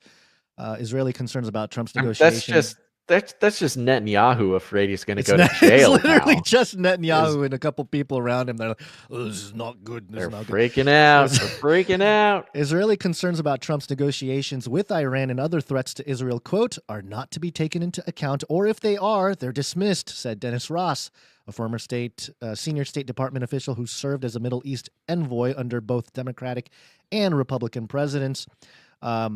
Ross went on to say here that he defines the nature of our interests abroad not through this is Trump. Trump's defines his nature of our interest abroad not through a geopolitical or security context, but an economic, financial, and trade frame. I think President Trump might have a view that we give them $4 billion a year in military assistance. I do plenty to support the Israelis. So Trump is kind of taking up the narrative that the people have been really loud about, the sort of anti-Israel crowd of conservatives that have risen to the forefront of alt media in the last, 6 months, a year, a couple years. Because their thing is we support Israel with billions of dollars for military assistance. Of course. And what is it doing for us? Like, what are we getting out of it? And at this point, it seems as if Trump is saying, okay, we've been using Israel as kind of our Middle East spokesperson, but we kind of don't need you anymore. Like, it's faster if we just go talk to Qatar, talk to Hamas, talk whatever.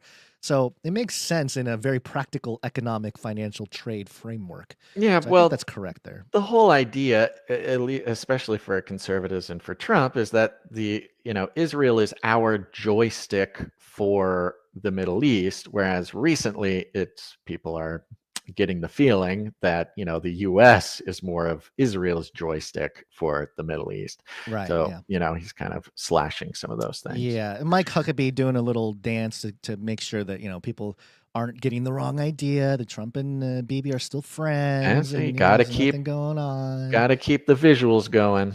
Then this this is funny. Quote, this is from Amit Segal, a prominent Israeli political analyst. Quote, there's more and more criticism with people saying, we put all our eggs in one basket and now we're empty-handed. What will Israel do now? Call Representative Alexandria Ocasio-Cortez? It's a problem. I mean, talk about a slam right there. Yeah. Like, what are we going to do now? Are we going to call AOC?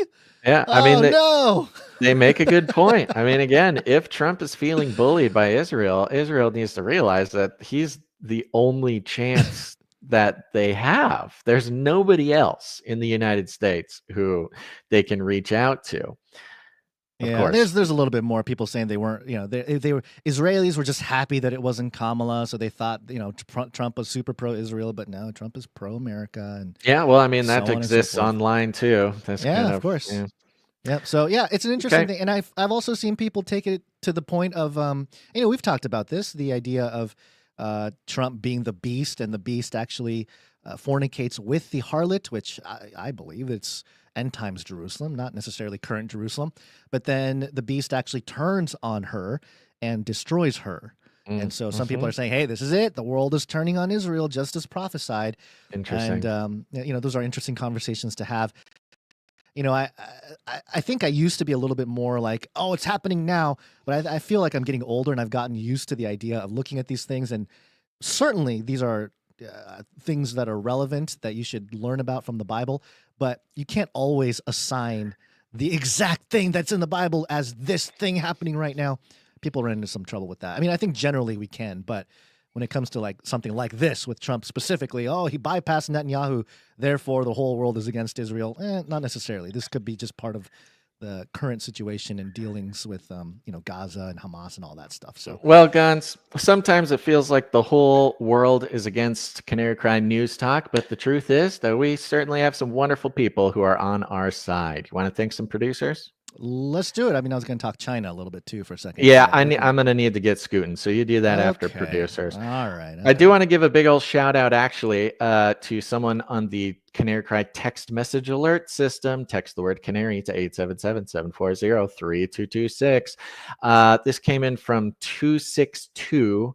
Says, baby and I could use prayer at 36 weeks pregnant. My glucose test came back horrible, and I was diagnosed with gestational diabetes. Ooh. Goodness gracious. Okay, 262. Let's hit the producers. Let's do it. Producers, assemble! All right, if you heard that jingle, that means you are one of the producers of the show. Spiritually producing the show is just as, if not more important. And take note, say a little prayer right now or write it down for later. We're praying for 262. I don't have a name, so we're going with 262, who is a pregnant woman at 36 weeks and had some bad glucose tests come back, being diagnosed with gestational diabetes. I do not know a whole lot about this, but I do know that God is capable of amazing things. And so right now, everybody around the world, we're praying for 262, that the glucose gets taken back under control, that the baby is totally healthy, that mama is also totally healthy, and everything gets put right. Right now, 36 weeks. What is that? That's almost towards the end, right? Let's see. I don't know. Like, I can't remember the exact. 9. What is 4 times 9? I don't know. Yeah, it's 36. Yeah, it's 36. yeah, we're there.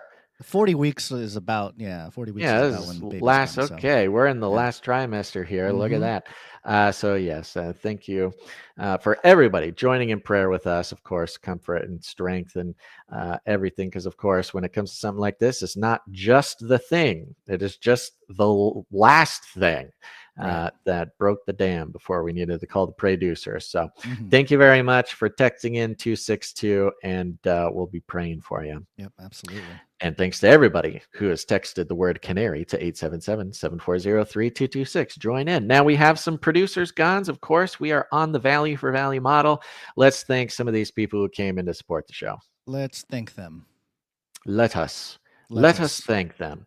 Yes. Again, we thanked our executive producers earlier. Again, thank you to every single one of our monthly producers.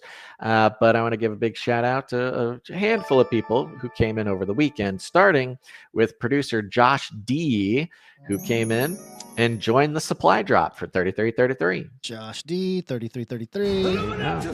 Thank you very much, Josh D. Get in your prayer hat, Josh D. Thank you very much. Next up, we got, once again, the American Hobo coming in for 2332. Hey, American Hobo. Is he on a streak? 9-episode streak. Hey, look at that. Here's the streak.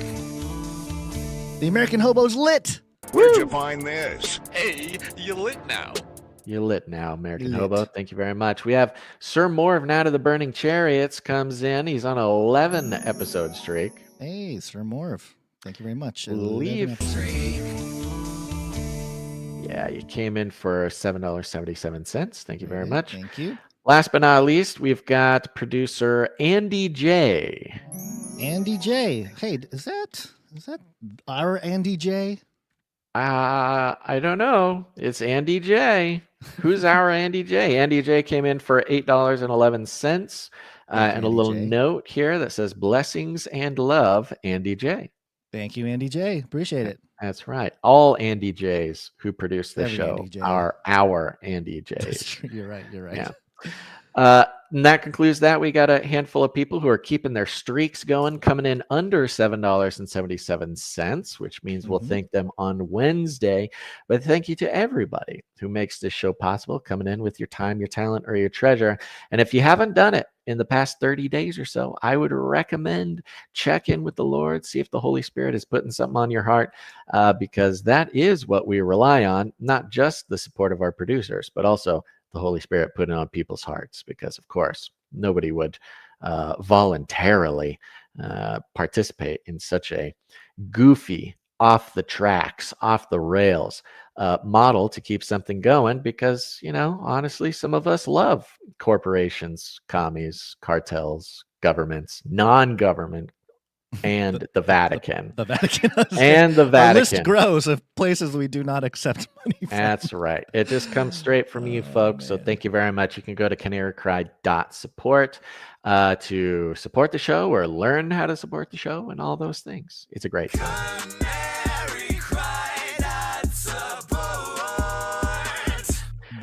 All right, Gons. I am going to need to go. I got to go meet with a very special Canarian, actually. We got started. Believe it or not, folks, we got started super early today, the earliest maybe we ever have. And still, I need to get going. So the Canarian, does the Canarian not know that it's show day and that you got to run a show? The you're part of Canarian the does know podcast. this. The Canary Okay, is okay. outside of anybody's control, but of course it'll be, with if the Lord wills it, who am I to, I don't know, complain? Yeah, I'm not complaining questioning at all. I'm actually very excited to go see this person, so I'm going to do that. And dear listeners, I will leave you in the caring and capable hands of your favorite Asian provocateur. Thank you very much. Thank you, Okay. Basil. Appreciate You you. bet. Say hello to this very special Canarian for me. I will do that. I will do Yes. that. Yes, Okay. give him a big hug. Give him a big Asian hug. Think outside the cage, everybody. All right, here's Alex Jones. Breaking. It's Coke. Great analysis coming from Alex Jones. And we'll continue on here. Let's see. What do we got next? Ooh, I feel like when your parents leave, getting that vibe. All right, we're going to talk a little bit of Trump and China real quick because amidst all the other things going on, Trump also allegedly did some stuff with China. Chinese news! Chinese news. It comes from China. China. China. It's not racist at all, no. This is coming from the New York Times. And the headline here, U.S. and China agree to temporarily slash tariffs in bid to diffuse trade war. So once again, they're making some moves. It's not that they have come to an agreement per se, but just, hey, it's getting a little crazy out there. Let's both settle down. It says here the United States and China on Monday took a step to diffuse the trade war threatening the world's two largest economies, agreeing to temporarily reduce the punishing tariffs they have imposed on each other. The move by the U.S. after President Trump had repeatedly declared that he would not lower tariffs without concession from China represented an acknowledgement of the costs of an all-out trade war with China. Despite the White House's bluster, the Trump administration ultimately backed off, for now, from the steepest tariffs and agreed to hold more formal talks with Beijing after companies and consumers started showing signs of economic strain. Quote, "We're not looking to hurt China," Mr. Trump said at the White House on Monday, explaining that many of the tariffs that he imposed remain in place. Mr. Trump said that talks would be focused in part on, quote, opening up China to American businesses. He said that he expected to talk to President Xi Jinping of China later this week, but that putting a full deal on paper would take a while. Okay, so the talks continue. They kind of backed off a little bit. It's like when you're in a fight, maybe like boxing or something. They do rounds. Or UFC or something. It's good to have that bell ding and they go back into their corners for a second, recalibrate, assess the situation, see how things are going. I feel like that's kind of what this is. And it is a big step for Trump to actually talk to President Xi Jinping if that is to occur later this week. And maybe we can get some progress. Now, I was thinking about this with Trump's golden age promises, and I can see how sometime within the next 12 months, because really, Trump doesn't, I feel that Trump doesn't he may not even do a whole lot the last maybe year and a half to 2 years of his presidency. A lot of it's got to get done in the first couple years, right? So I can see in the next year, we will have our little golden age window where crypto's pumping because, the crypto 4-year cycles are about to really take off in the next 6 months to a year. Actually, about 6 months. And then into the next year, it's probably going to go back down again. I can talk crypto all I want now. Wheezy, you are correct. I will bring up crypto as much as I want to now. But yes, I can see a window of time when the tariffs get, taken down or deals are made with a whole bunch of countries around the world. Tensions with China are resolved or tampered to a degree that had not been seen in years. The Middle East, the Israel-Gaza conflict gets settled a little bit. The Ukraine war gets taken. I can see a setup of a window. I'll call it the golden window. A little period of time when things look like it's great, that he did it. He actually pulled off the golden age. So I anticipate something like that in the next, again, 6 to 12 months, maybe a year and a half or something like that. So this is no surprise. I think we'll see that kind of progress as we go along here. It says here in a joint statement released earlier in the day, the U.S. and China said they would suspend their respective tariffs for 90 days and continue negotiations or they started this week. Under the agreement, the U.S. would reduce the tariffs on Chinese imports to 30% from its current 145%, while China would lower its import duty on American goods to 10% from 125%. And there's a graph here showing the tariffs, which is pretty crazy. But we are in a very contentious economic time, and a lot of changes going on. The entire monetary system feels like it's getting a facelift, and that includes crypto rails. I think the stablecoin topic issue is going to become so relevant that all of you are going to be using stablecoins, perhaps, maybe in a year and a half, 2 years, where holding money in your bank account might become very obsolete. And I say that because, if you're able to get your paycheck or whatever, and instead of holding your money in your bank account, which, remember, your bank accounts are lending out that money spending it and lending it to make money back and not paying you for it, really. I can see a change where people start to say, oh, wait a minute, I want to hold my own cash, and then right now it's physical cash, but stable coins will be something similar. Although it is again, I think it's a Trojan horse. Ultimately, it's a replacement of the CBDC, central bank digital currencies. Instead of a CBDC, we're going to have stable coins. But in order for that to take place, these types of the tariffs, the trade negotiations, they all need to be taken care of, because once Trump fires that gun and we're really in that next phase of economic prosperity, or whatever you want to call it, where, your individual citizens are doing business, they're buying and trading, they're selling, they're doing all kinds of stuff with people all over the world, tracking all that is going to become very different. The accounting structure, procedures will all begin to change. And in that world, there's going to have to be some different rules and regulations when it comes to people and their money and how they're spending it, how they're doing it, and how they're reporting it to the government. And so I expect all that to change. And China, US, the tensions there, probably one of the biggest indicators to look at when it comes to how all that will get rolled out. So, I don't want to spend too much time on this because, again, I'm not a tariff expert or anything. I just know that we are in this moment of economic change, and that the economic warfare waged by Trump with the tariffs is a way to restructure a lot of the infrastructure, which admittedly is behind, at least in the U.S. and around the world. Our economic models are completely broken, as you've heard me rant about multiple times over the years, and others with the same sentiment. So I think this is part of the progress made. And the last few months, we saw the stock markets crash, crypto markets crash, everything's crashing. And it's a good lesson in how all this operates. People need to learn how it all operates at a macro level, because it can make or break your ability to operate in this world, when it comes to monetary things. But also keeping in mind the longer term,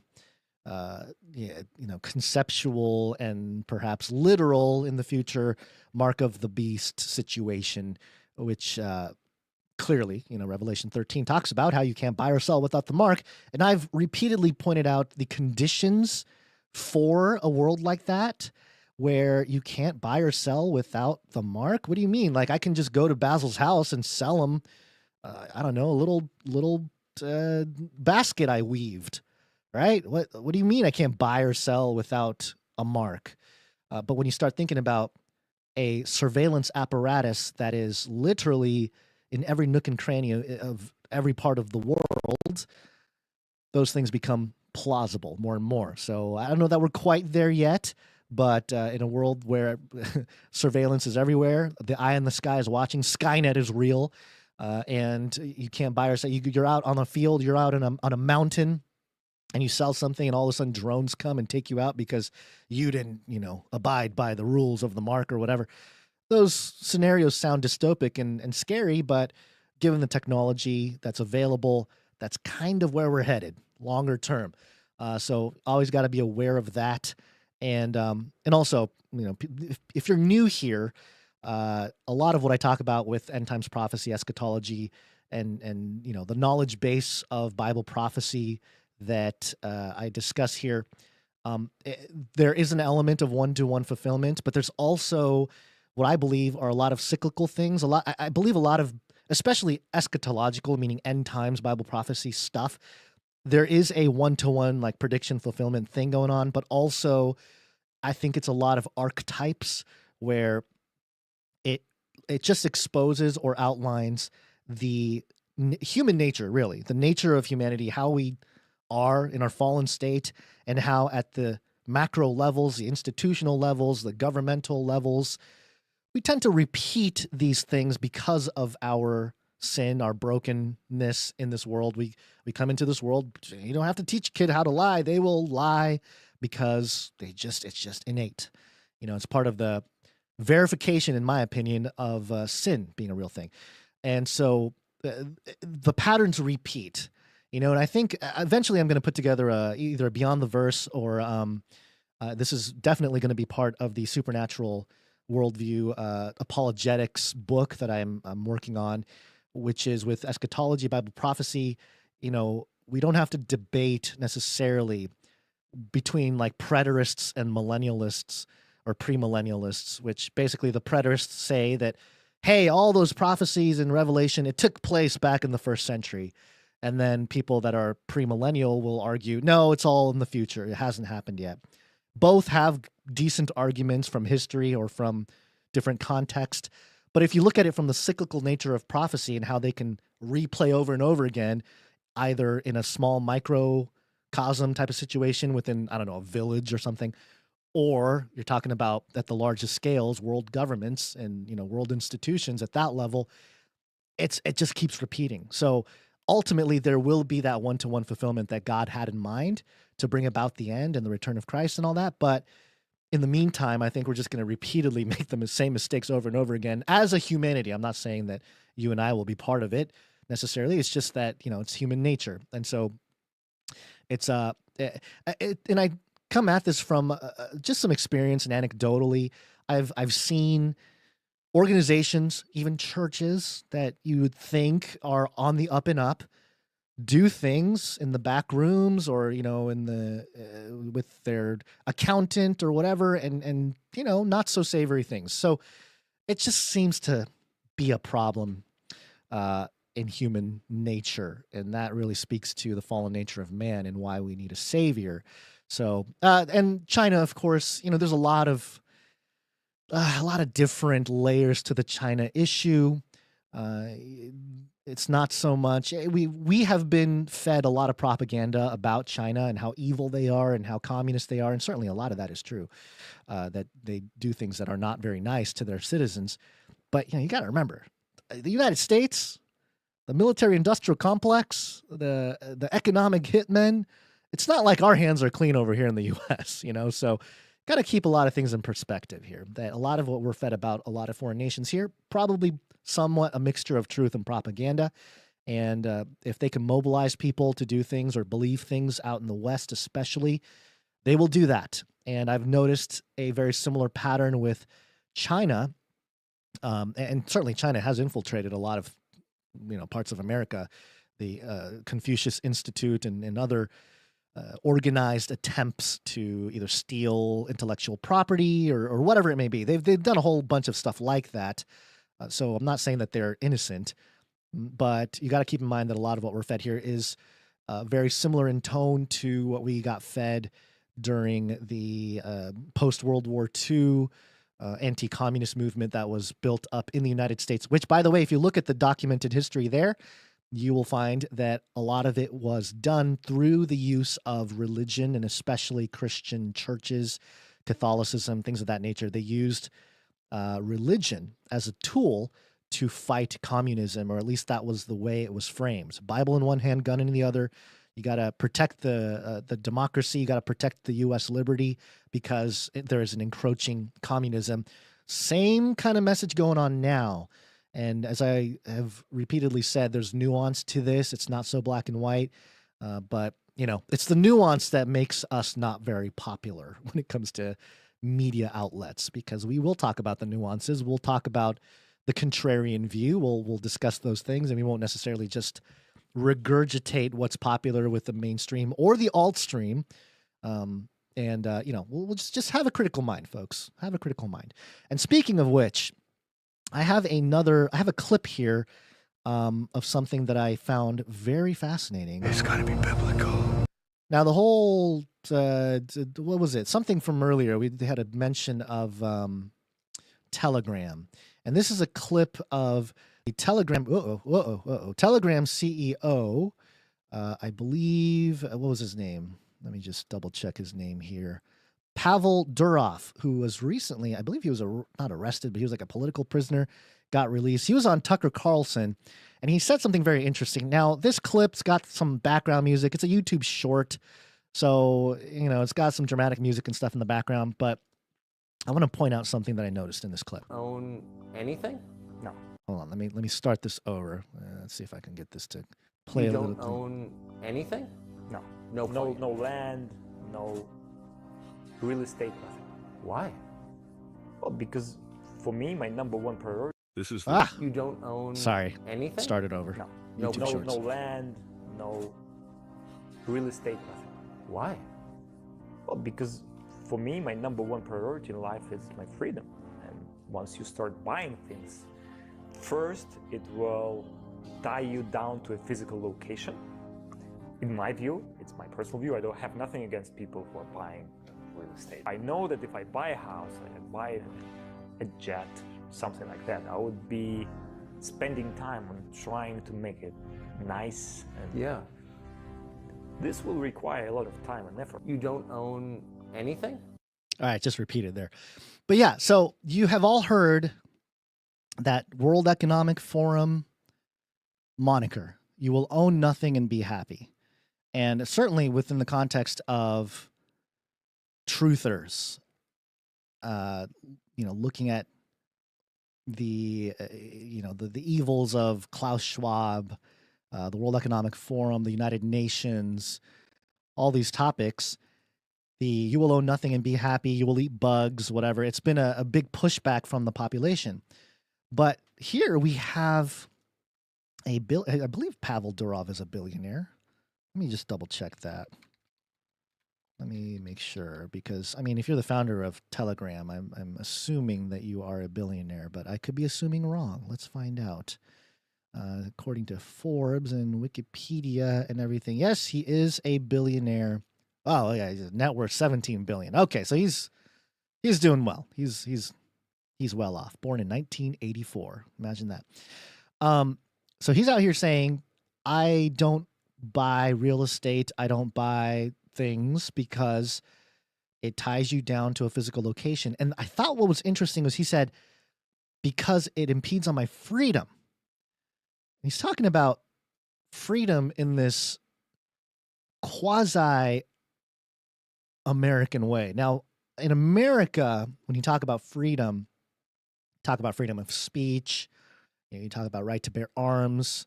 The American dream perhaps was being discussed in the context of freedom of choice, whatever. The freedom in America has been somewhat a weaponized term.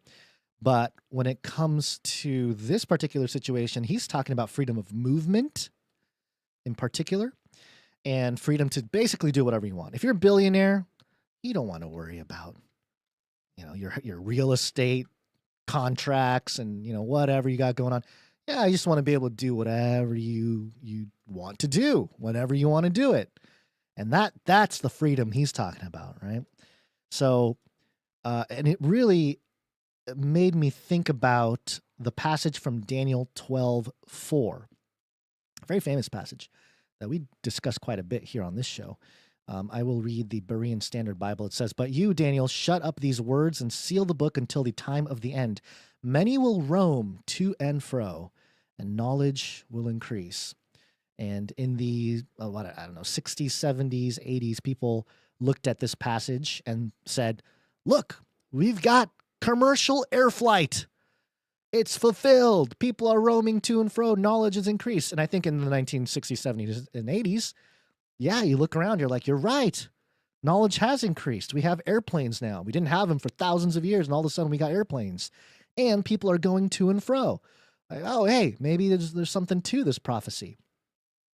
But I feel like this is an extension of that now you got a billionaire, a very prominent billionaire who's responsible for maybe like half of the Russian conspiracies out there, right? Because all the Russian conspiracies come from Telegram.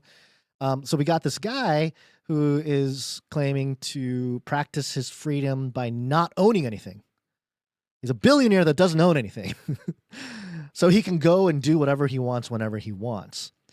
And that to me it's sort of like that next step in that prophecy of knowledge increasing, people going to and fro. Makes sense that there's the progression here into this next phase where they're billionaires without owning anything, and they have absolute freedom of movement. They can go to and fro anywhere. They have increased knowledge. And so the culture here is fascinating that's being built.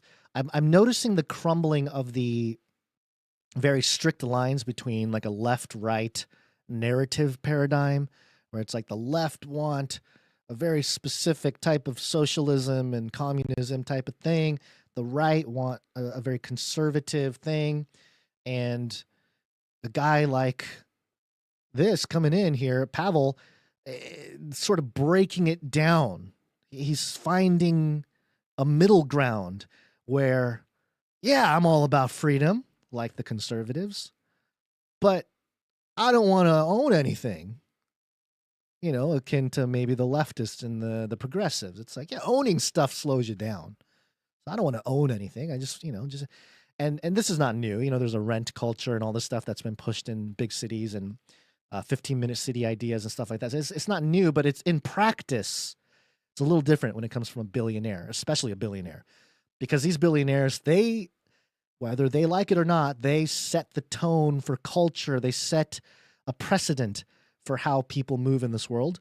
And when you see somebody like that, especially someone like Pavel, who is somewhat of I don't know that he is now, but somewhat of a political prisoner, if you will, and a self-proclaimed libertarian, it's very much in line with the populist uprising and everything going on in the world today.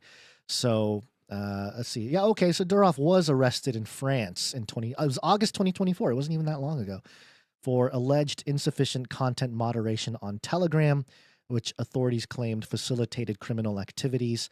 And then he was released on bail, but remains under investigation currently.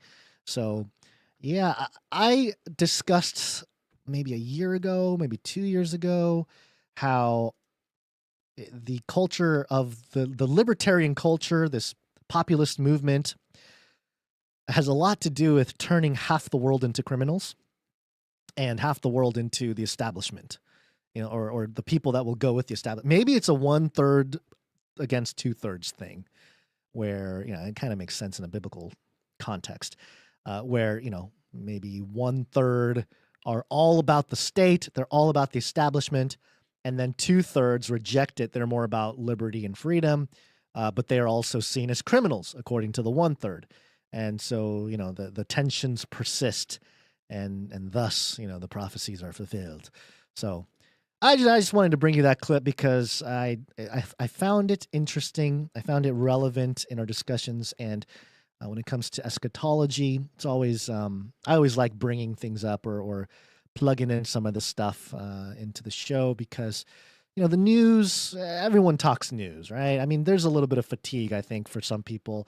People go through cycles. I certainly do. I have moments where I'm like, I really need to talk about this, and this is partly why Basil and I, our partnership works so well, is that, I mean, he'll just tackle like some topic, and I'll just be like, great, you tackle that. I cannot read another article about this topic, and maybe I'll comment if I feel the need to comment on something.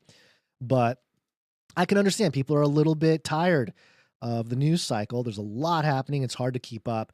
And so, for people that are here, I appreciate everybody. I know Basil does too, and the producers. We all appreciate you guys checking in, and I think it's our duty to every once in a while drop in a little bit of scripture to make sure that the context of everything is clear here in the Canarium. Let's see what else we got. How long have we been going today? Okay, about 2 hours. Not too bad. Basil wanted to start things up and fire up the episode early today, so we did that, and so consequently the show notes and everything are a little bit wacky. There's not a lot of uniform there, but I do have some important things to share before we get on out of here and go on with your day, go on with your week, and that is thanking some artists for coming in to canarycry.art, help us build the culture behind the community here at the Canarium, or in the Canarium, I guess. And I wanted to save this because Basil had better commentary on this than I did, but maybe I can do a little bit of justice here. Let's see. This is coming from Sir Marty K, Knight of the Wrong Timeline. And the note that he sent with it says, I'm still learning with that photo editing program, which is hilarious. Sir Marty K, the world is moving to AI art. You can throw in a couple prompts, and you can pump out art fairly easily. So, I recommend at least looking into that. It's not the end all be all, obviously, but, it's the progression here.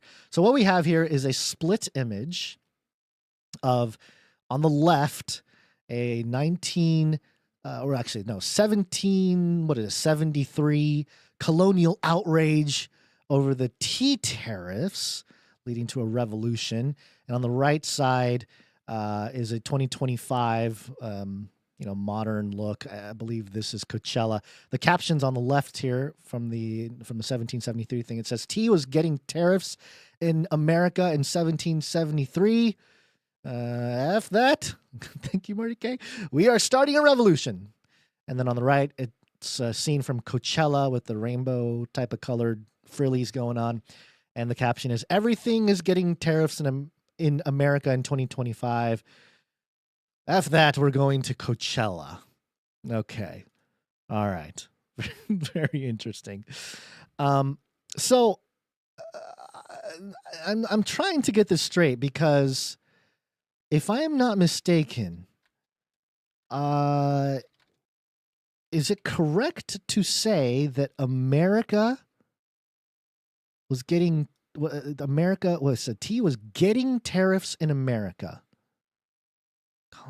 Okay, let me just make sure, because was it the British that imposed a tariff on America? Not Americans pushing a tariff on tea? If I'm not mistaken. Somebody in the chat, make sure that I'm getting this right. I don't want to get this wrong. Let me see here. Nobody in the chat's helping me right now. Come on, chat, help me out here. Okay, so American colonies were subject to British-imposed tariffs via the Tea Act in 1773, but it wasn't the amount of the tax; it was who controlled the trade and what it symbolized. Let's see. The Tea Act did not introduce a new tax on tea. The tax already existed under the earlier Townshend Act of 1767, which imposed duties on imported goods, including tea. And what it did in 1773, the Tea Act allowed the British East India Company to sell tea directly to the colonies, bypassing colonial merchants and undercutting local businesses.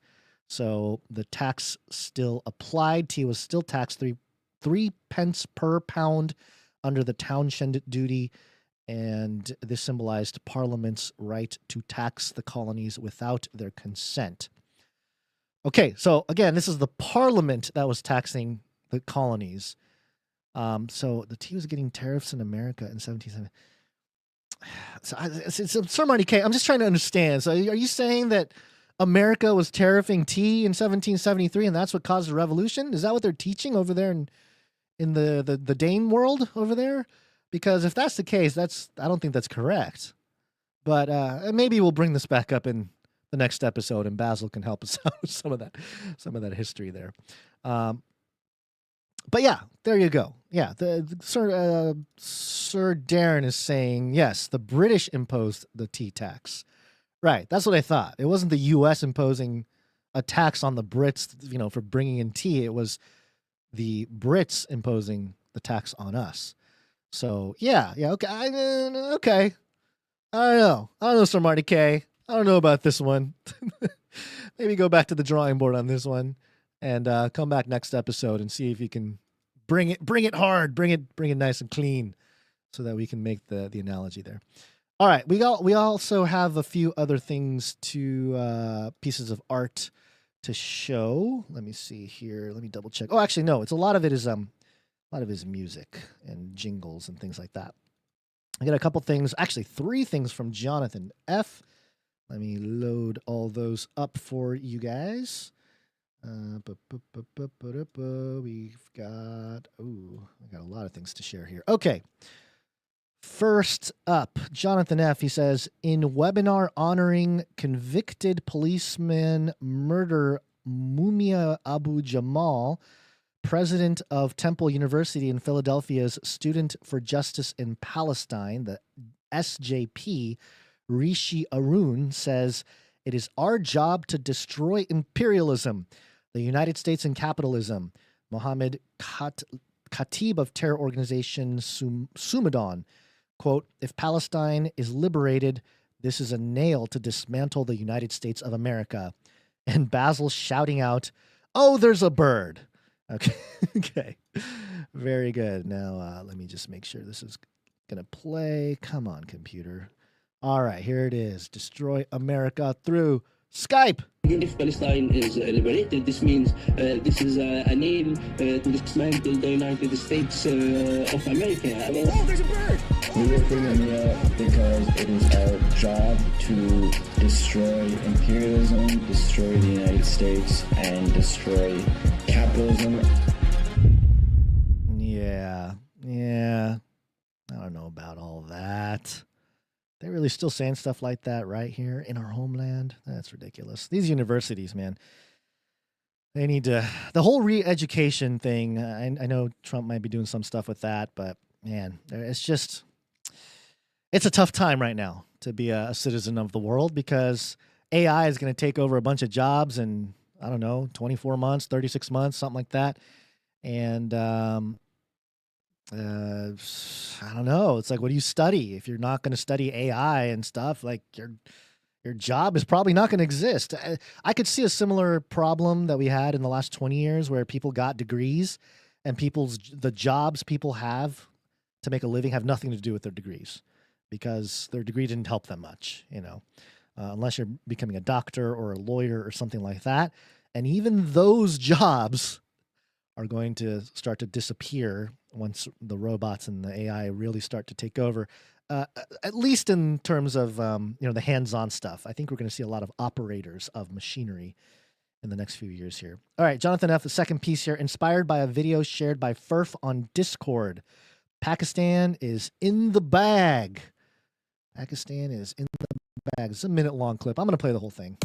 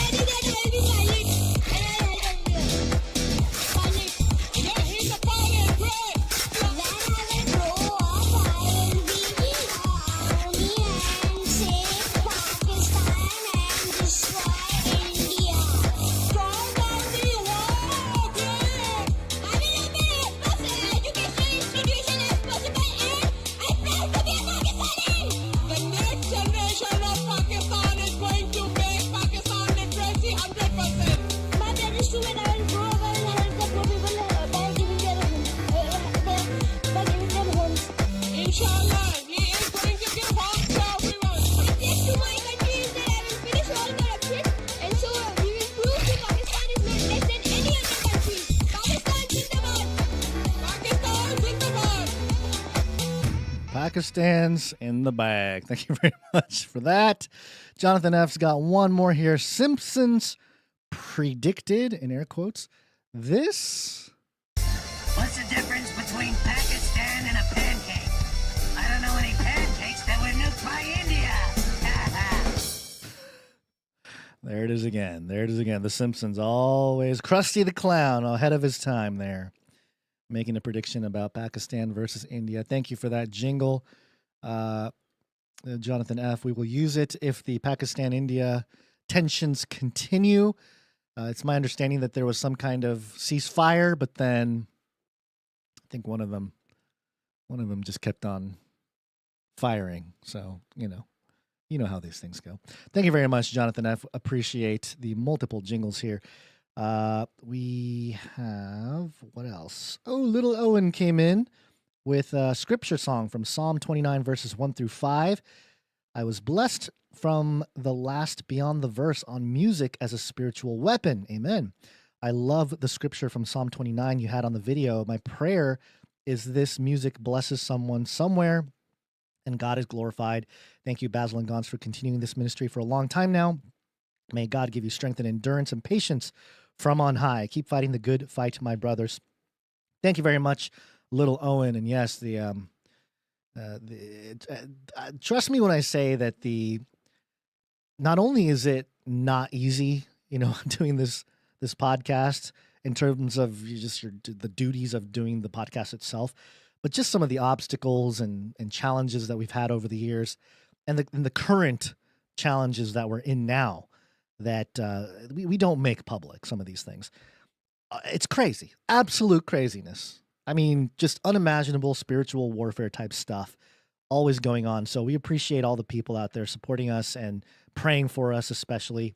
I believe it has made a huge difference in our ability to continue the show. So here is a few seconds. I'll play the whole track at the end of the episode as usual. But here's a little bit of Little Owen's Psalm 29. Unto the Lord the glory due, unto his name worship the Lord in the beauty of holiness, the voice of the Lord. Love it, Lil Owen. Thank you very much. The Little Owen, and actually also Psalm 40. I see Psalm 40 in the chat. A lot of those tracks are playing in the background a lot of times when we're prepping for the show. So we appreciate the large amounts of music that you guys always send in. Very cool. A very unique thing about this podcast is we have these producers coming in with music and art, and it really, I mean, if anything else, it helps us get through the day and get through all the stuff we need to get through to make the show happen. So appreciate you all.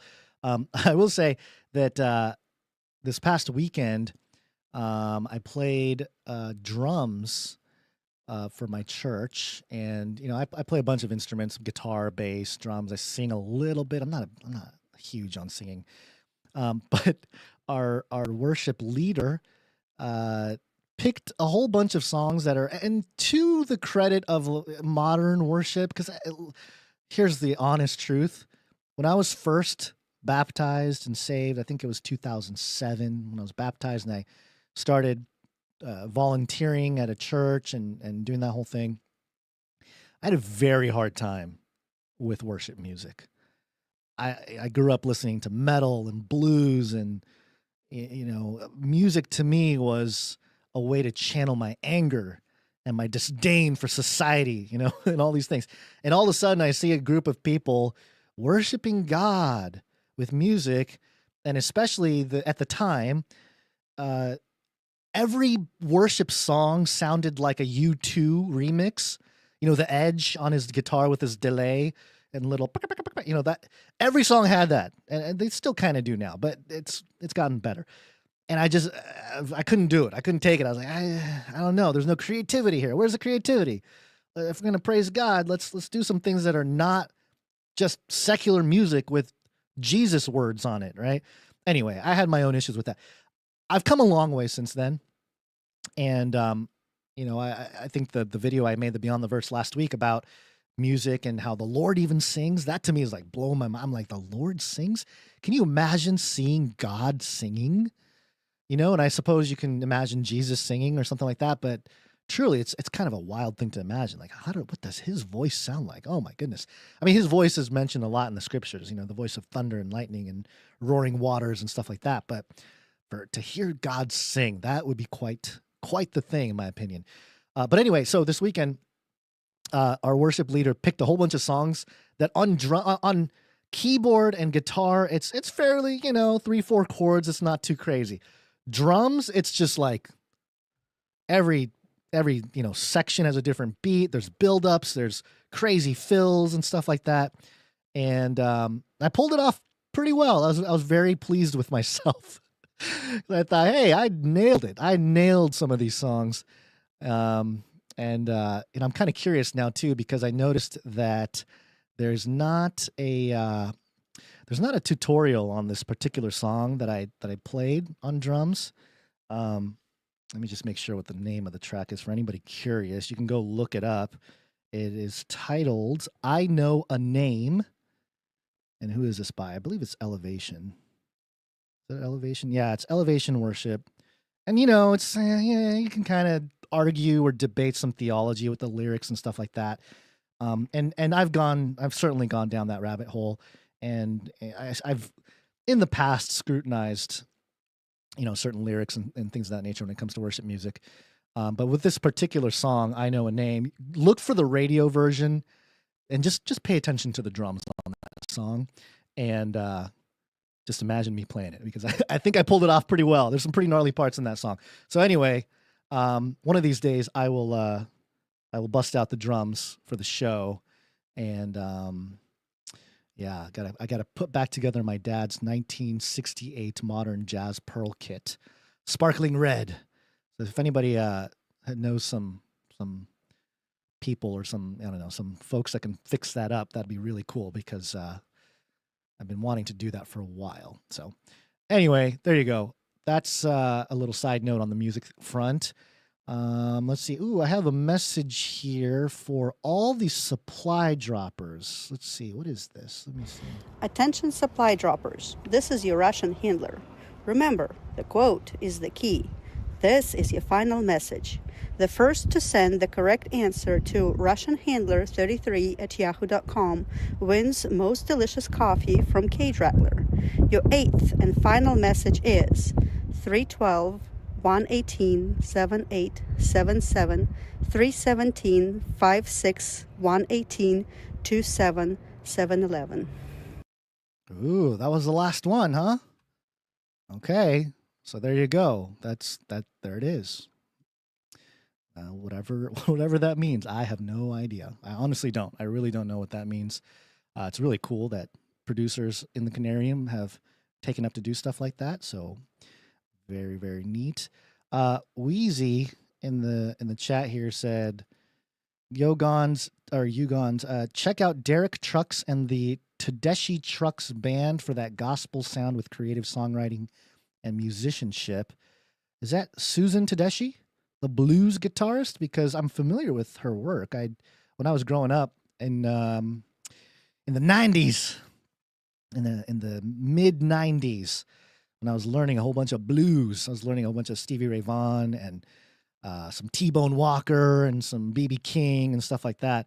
Susan Tedeschi was a rising star at that time, and I remember hearing some of her songs. I didn't know she was doing gospel, although I suppose it's not very surprising. Thank you for that. I'll check that out. Other people making music recommendations in here too. Let's see. Eros SL on the YouTube chat said, ever listen to Neil Morse's music? I do not know who Neil Morse is. I'll have to check it out. I appreciate all the all the recommendations. It's funny you say a lot, these names. There's a guy named Dustin Kensrew who played for a band called Thrice, and he put together some worship albums, I believe Water and Wine, and those songs are pretty good, but they're also in kind of the genre or style of Thrice, but kind of worshipped out. And so maybe that's why I like it. Although Dustin Kensrew, I think he still has me blocked on X. He didn't like some of the things I was saying to him on X a few years ago because he was kind of, more of a liberal Christian, if you will. But anyway, getting completely sidetracked now. Thank you to all the producers coming in with their talent. Really appreciate it. Also, I don't want to talk too much about some stuff I'm trying to build back here, but there is, let's just say, a protocol, a tool. Let's just call it a tool. There's a tool I'm trying to build to facilitate some of the value for value stuff. And we'll see how it goes, because I think it might facilitate value for value in this new economic infrastructure, which you guys all know what that means. I'm not going to say the word because it's taboo around here apparently. But yeah, these new economic rails that we can all access, I think building something like that to facilitate value for value is very much needed. It doesn't exist currently in the form that I think it can, especially as a protocol, because a lot of things happening in, I'll call it Web3, have to do with extraction. And what I mean by that is people will publish a project or they'll push out a project and they're not really trying to help anybody. They're just trying to make money. They're trying to take your money, right? They'll make some NFTs or they'll make a token or something like that. And so I really was thinking in the last couple weeks, I just started asking the question, is there a way to build something in Web3 that's not just extraction? Are there tools where people can benefit? Anybody can benefit, including people that make art for shows like ours or fan art or whatever. There's no way to track any of it. There's no way to say thank you for any of it. Other than, like on a platform like ours, on a show like ours, where we're actually running a podcast and we verbally say, hey, thank you to our producers, one by one for their piece of art. If there's another way to facilitate some of the accounting side of that, I think it would be very beneficial to everybody. So I'm trying to build some stuff, but look, I'm not a developer. I'm not a coder. So I'm running into some issues with that, but I've been pretty proud of myself for how much I've been able to develop so far with that stuff. So, I'll keep it under the hood for now. I'm not going to share it with too many people, but I am working on multiple things here, trying to work on that, trying to work on the book, continue to work on the podcast, we got to relaunch Face Like the Sun. I've been meaning to do that. I've been sitting on a video that reintroduces that channel for a couple weeks now, and I might have to update that video now, but we're planning to fire back up Face Like the Sun, especially because Basil's been really on it with the clips. If you go to the Canary Cry News Talk YouTube channel, you will find a whole bunch of shorts clipped, and shorts are videos that are anywhere from 15 seconds to a minute. I think some of them are a little longer now. Some could be like 2 minutes or 3 minutes now. But in any case, we're really going to start pumping out more and more content, and we're just going to keep on trucking, and we're going to keep on trucking. So stay tuned for all that. And we appreciate everybody who's along the ride in this journey, this crazy journey that we're on, that, it's very interesting. It's not for lack of things going. I mean, the world is so crazy, right? There's so much that we can talk about. There's so many rabbit holes now. People are waking up to a whole bunch of stuff. So it's interesting that a certain portion of the population are waking up to certain things. And so they're discovering stuff that we discovered like 10 years ago. And they're like, blah, mind blown about this conspiracy or that conspiracy. And I think there's just a maturity factor of if you've been in it for a long time. There's two directions you can go with that, right? As you mature in the truth world, if you want to call it that, you can double down on that rabbit hole hunting. I think when you look at Alex Jones, you see a guy who doubled, tripled, quadrupled down on that conspiracy stuff. If you're not talking secret societies or some kind of secret cabal thing or whatever, if you're not doing that, then you've sold out somehow. It's always got to be the globalists and this and that. You have to have that enemy. You got to have that thing. For us, we've always talked about the spiritual war going on, that it's not just the things that are taking place in the world, the events, or even the people. Look, I'm not a Bill Gates fan, okay? I'm not defending Bill Gates. All right, but has anyone shared the gospel with him in like a serious way? I'm very curious about this. Like, has anyone ever sat down with Bill Gates? And maybe he's the type of guy that says, religion, and kicks out, or maybe the robots like drag out some guy trying to share the gospel with him. I don't know, but I've never even heard anybody attempt or ask him the question in an interview or something like that. What do you believe? Do you believe in God? What is your faith? Whatever. None of that exists, or at least to my knowledge. Maybe there is something out there about that, but so it's just one of those things where, yes, we can spend all of our time and energy and just hating on Bill Gates. And certainly there's a place and time for critiquing the stuff he says or the stuff he does or whatever it may be. But what is the goal here for those people? Eventually you get fatigued and you're either like, again, you either double down or you start maturing into that place where, okay, we know it's a spiritual war. We should be out here trying to save souls for Christ, not just taking people down. Because the verbiage you see on X a lot of times is like, oh, Bill Gates, go to hell. He has no soul. He sold his soul. Do you know that for sure? What if Bill Gates is in heaven? You never know. So it's just one of those things where I feel that as we mature as believers, as we mature as truth-seeking believers especially, the thing that doesn't change is the knowledge and the worldview and the understanding that we're in a spiritual war. That is way older than us, all of us here, our entire generation. The spiritual battle has been ongoing for centuries, a millennia, generations upon generations, ever since creation. It's been going on. We can't necessarily change that per se in like the grand macro sense. That's what God is doing. But we can play our individual roles in spreading the gospel, fulfilling the Great Commission, and praying for each other. Those basic types of things, I'm starting to understand more and more how those things matter a lot more on the personal level than just understanding the big macro things. I'm not saying one is more important than the other. They're both important to understand because you can get lost in the personal relationship stuff and not pay attention to any of the macro stuff and lose touch with how people are thinking in culture and society. And then the other way, you can get way too into the rabbit holes of truth through communities and all that stuff and really lose the humanity side of like, hey, we're still out here. We should be helping each other and praying for each other and doing the Lord's work in that way. So I don't know. I'm just going on a rant here, guys. I'm just ranting. I have not ranted like this in a little bit, but it's been on my heart as I go through and we grow and we continue on with this. We don't know how long we have. Tomorrow is not guaranteed. And so tell your loved ones you love them and make sure that what you're doing is something that benefits the kingdom, or at least what you feel called to do to benefit the kingdom, and press forward.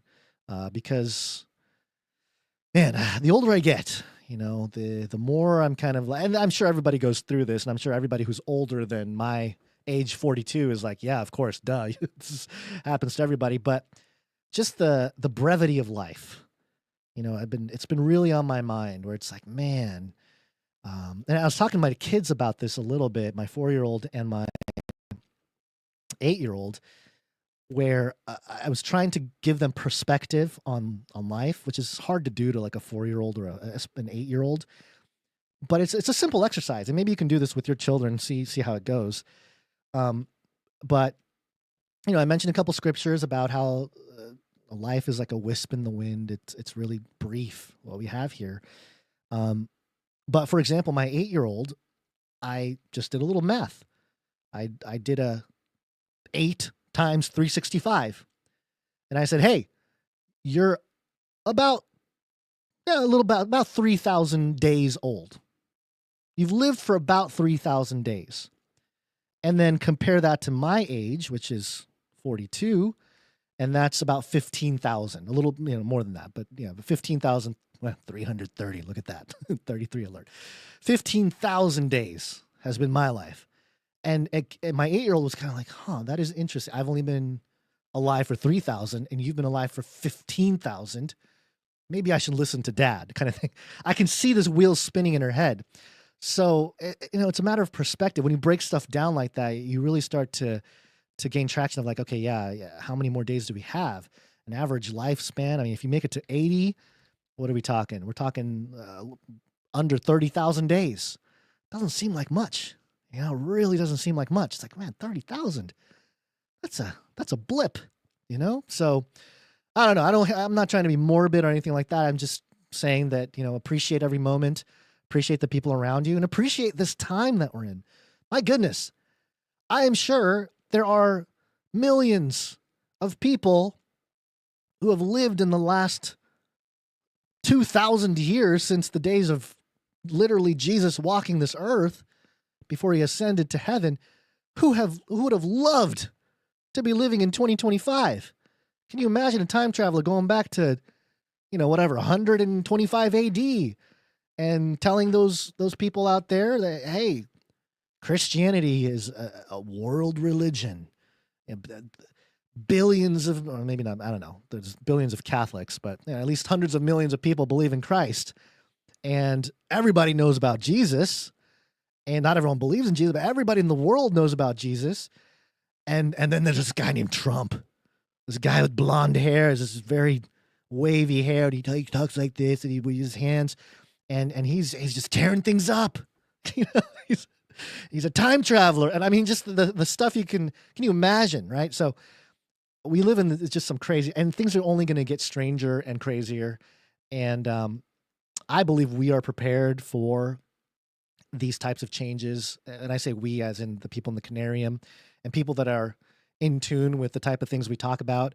We know we're not the only ones talking about stuff like this, and in this context, that we have fellow brothers and sisters doing that all over the world. So, we're not unique in that way per se, but we do recognize, or at least I recognize, that this community is very well equipped for all the changes and ups and downs that are about to come, only because we have a proven track record of at least 13 years of doing this podcast and covering topics that are wild and crazy, seeing all those topics come to the forefront of society, getting discussed by presidents and world leaders and everything else, and then changes being made in the structure, the infrastructure of the world based on those topics or those, maybe angles or really narratives, if you really kind of distill it down, some narratives about those topics shaping policy, shaping world events.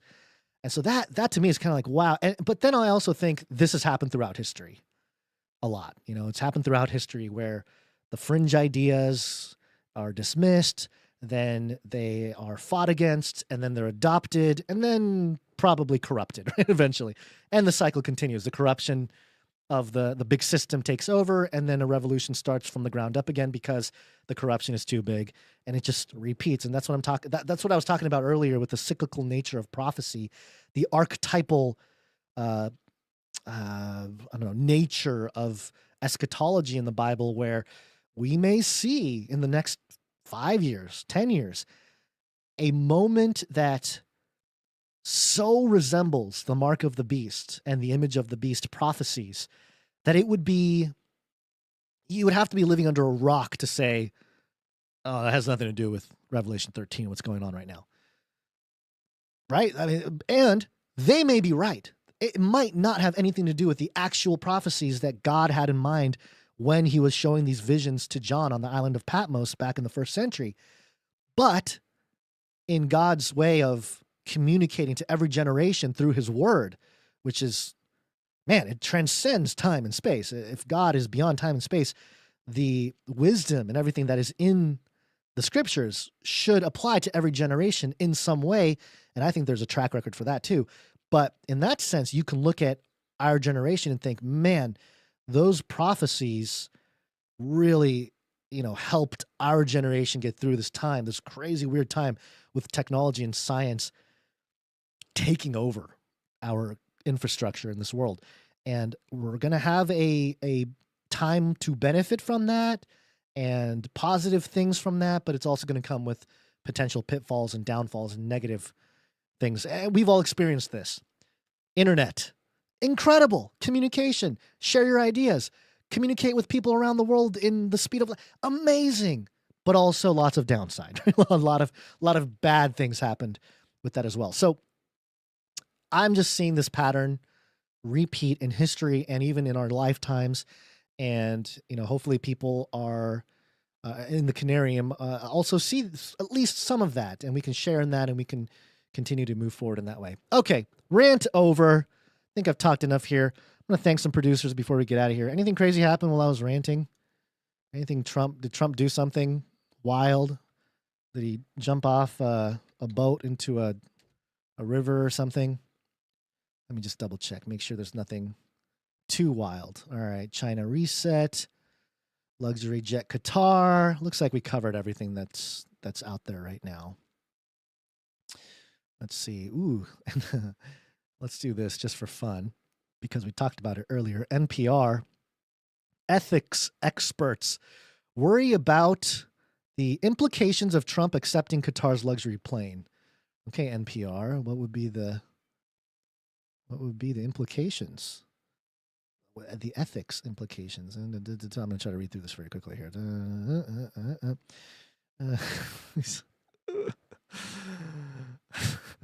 The president has expressed frustration about the long-delayed delivery of 2 upgraded Air Force One jets from Boeing dating back to a 2018 contract. Okay, so maybe they were listening to our show saying that, hey, this has maybe something to do with putting pressure on Boeing. Quote, I mean, I could be a stupid person and say, no, we don't want a very expensive airplane, Trump said. But I thought it was a great gesture. So, okay. All right. There's not much here, I don't think. What's the ethics expert saying? That's the part I want to get to. Okay. Jordan Leibowitz. Interesting. Vice President in Communications for the nonprofit watchdog Citizens for Responsibility and Ethics in Washington, CREW, told NPR that the gift is especially concerning because of Trump's personal business dealings in the Gulf. I think he's talking about not the Gulf of America, but the Gulf in the Middle East and in Qatar specifically. The Trump organization, of which Trump handed formal control to his sons in 2017, did not pledge to avoid making deals. Blah, blah, blah, blah, blah, blah. Quote, clearly he's trying to make money here, and that puts us in an uncomfortable position, Leibowitz says. Quote, is America's best interest being served, or is it the best interest of the Trump organization? Oh my gosh. All right. What a waste of time. What a waste of time and energy and effort. NPR. It's just a waste. Like what? I don't know. It frustrates me that people are getting paid. Listen, this guy, whatever his name, Jordan Leibowitz, making this statement. One could ask the question of Jordan Leibowitz of CREW. Are you making this statement with a general or with America's best interest in mind? Or are you making these statements for your personal interests, Jordan Leibowitz, to get attention to your organization, maybe some funding? Right? I mean, it's the same thing. So anyway, all right. Okay. There you go. That's it. I'm going to thank some producers for the show. We thanked our producers who came in with their treasure. We thanked our producers coming in with talent. We're going to thank some producers coming in with their time. That's another way to support the show. You can donate your time if you have a skill that can, or if you're good at coding too. I'm looking for someone that can understand coding. I maybe need some human eyes on some of the stuff I'm trying to build. Definitely let us know. Email canarycryradio@gmail.com. I'm going to thank the timestampers. Timestamp, it's hard work. Timestamp. I'm looking back here. It looks like Morgan E. is catching up on the timestamps for episode 839. Thank you very much, Morgan E. And also Jade Bouncers and the other time stamper. We appreciate you guys. There is... Yeah, we'll talk about it later. We'll discuss it later. But thank you very much to the time stampers. Appreciate you. Who does Basil thank all here in this segment? There's a bunch of people that he rattles off that I'm not necessarily always good with doing. Let's see. We got the Clippy team. Oh, thank you for the reminders to Clank, Jam for the links. Who's in charge of Telegram and Discord? I forget who it was, but thank you to all you guys as well. I believe, oh man, I'm missing the names here. I apologize for that. You can put it in the chat for those of you guys doing that. I appreciate you all for contributing to the community. And yeah, it's pretty awesome. I love seeing all of that support.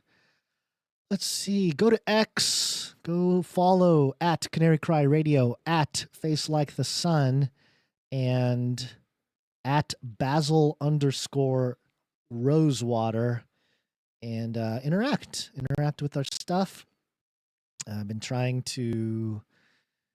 I don't know. I have a mixed feeling about X. I think there's X payments coming, which we knew it was. That's been part of the plan for a long time. I think it's going to incorporate stable coins, maybe a couple cryptos like maybe Dogecoin gets incorporated into it or something. Who knows? But we know that's coming, and I have mixed feelings about it. On one hand, sure, hey, might as well. We're on X all the time anyway. Let's make it easy for us to pay each other with that. But also, X is still a centralized entity. I know some of their code, or maybe all of it now, is open source. But we know where this is headed with X. It's NEURALINK. Oh, there was a NEURALINK story that I had in my notes, but I did not bring to the show today because I didn't think I had time. But there's a couple stories that came out. This one looks like this is new. There was one that had a NEURALINK patient speak for the first time. They took his recordings of his voice, and they were able to create an AI, basically, that uses his voice, and then using the NEURALINK chip, he's able to basically speak again. And then we have this story here from IoT World Today. This published today. ALS patient uses Musk's NEURALINK brain chip to create video. That's right, Brad Smith, the first person with ALS to receive the brain implant and the third human patient overall, edited and narrated the video using the chip. Okay, the first nonverbal recipient of NEURALINK's brain chip has released a video giving insight into how the implant works and how it has impacted his life. Brad Smith, who is living with amyotrophic lateral sclerosis, or ALS, created, edited, and narrated the video using his brain-computer interface. Using AI and using AI and previous recordings of him speaking before he lost his voice. Oh, maybe this is a story I did see earlier too. Smith was also able to narrate the video. Okay, so that's what it was. Quote, "I'm making this video using the brain-computer interface to control the mouse on my MacBook Pro," he said. "This is the first video edited with the NEURALINK and maybe the first edited with the BCI." All right, so there you go. It's happened, folks. A man with ALS using a brain chip in a laptop has made content. Remember when I said that everybody is a content creator? Everybody is an operative? This is what I meant. Everybody, if you're on X and you're publishing anything, you are a content creator. If you have ALS, no more barriers. Get that NEURALINK and boom, you can create content. And people say content is king, and certainly in some sense it is, because it is the vehicle for narrative crafting. That's what content is. Content is made for narrative crafting. It is a vehicle for propaganda. It is the ultimate vehicle for mind control. And so when you realize that, I think it'll, and I don't know how many people realize it out there. I know people here realize that, but I wonder if it will change people's behavior on the internet somewhat. You know? So anyway, it says here, quote, "The hardest thing about ALS is thinking much faster than I can type," he said. "We've created a chat app that uses AI to listen to the conversation and gives me options to say in response. It also uses Grok 3 and an AI clone of my old voice to generate options for me to say. It's not perfect, but it keeps me in the conversation." So there you go. This is they're calling it a miracle technology. Quote, "Neuralink has given me freedom, hope, and faster communication," he said. "It has improved my life so much, and I'm so happy to be involved in something big that will help so many people." Man, people with ALS, I think this is going to become more prominent with, people with Down syndrome, people with communication issues, like anybody with any kind of impairment will be tempted to use this technology just to get to par. And I don't think Brad Smith, this gentleman who did this, is evil. I don't think the tech itself is necessarily evil.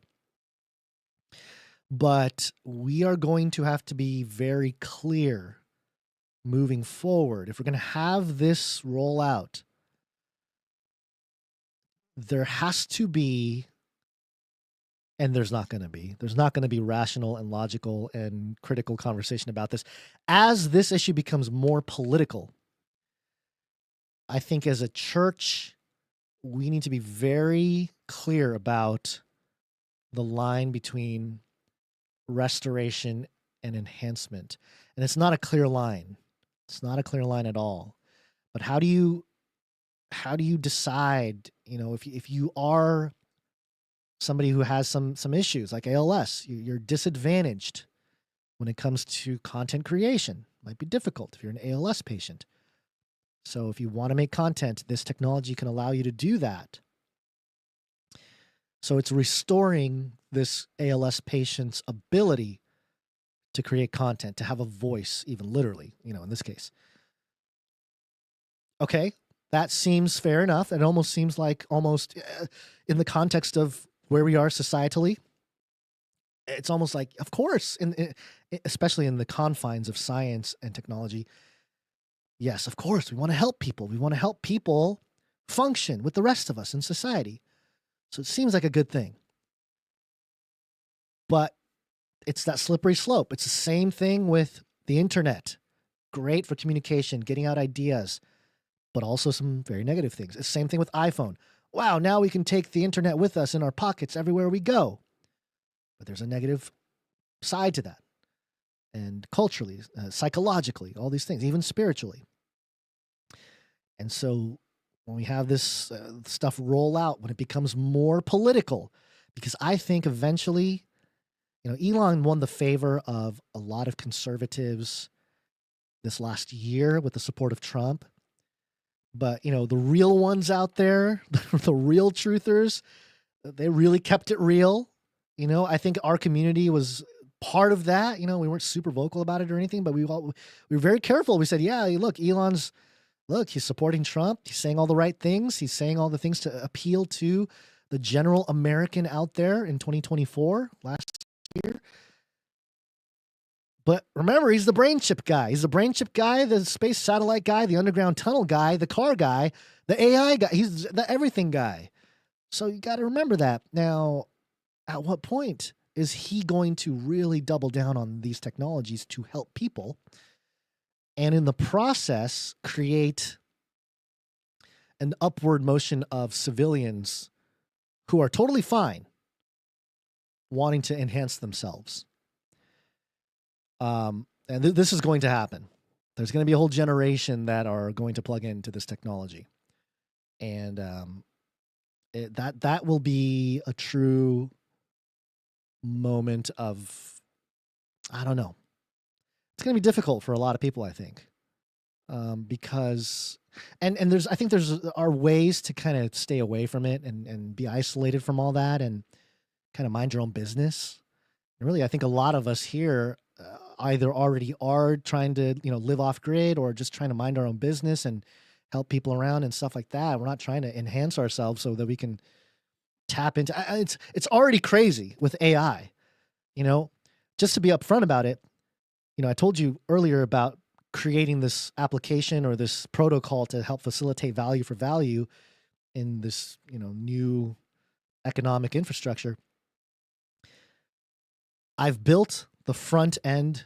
It's very crude, but I built an entire front end UX, and I'm working on the back end, the stuff behind the scenes, the wiring everything together, and I'm doing it all with ChatGPT. ChatGPT is helping me build all this stuff. Now I'm running into some problems, which is where I need some human help. But, a year ago, we couldn't do this. Or maybe someone who's really good with AI could do it.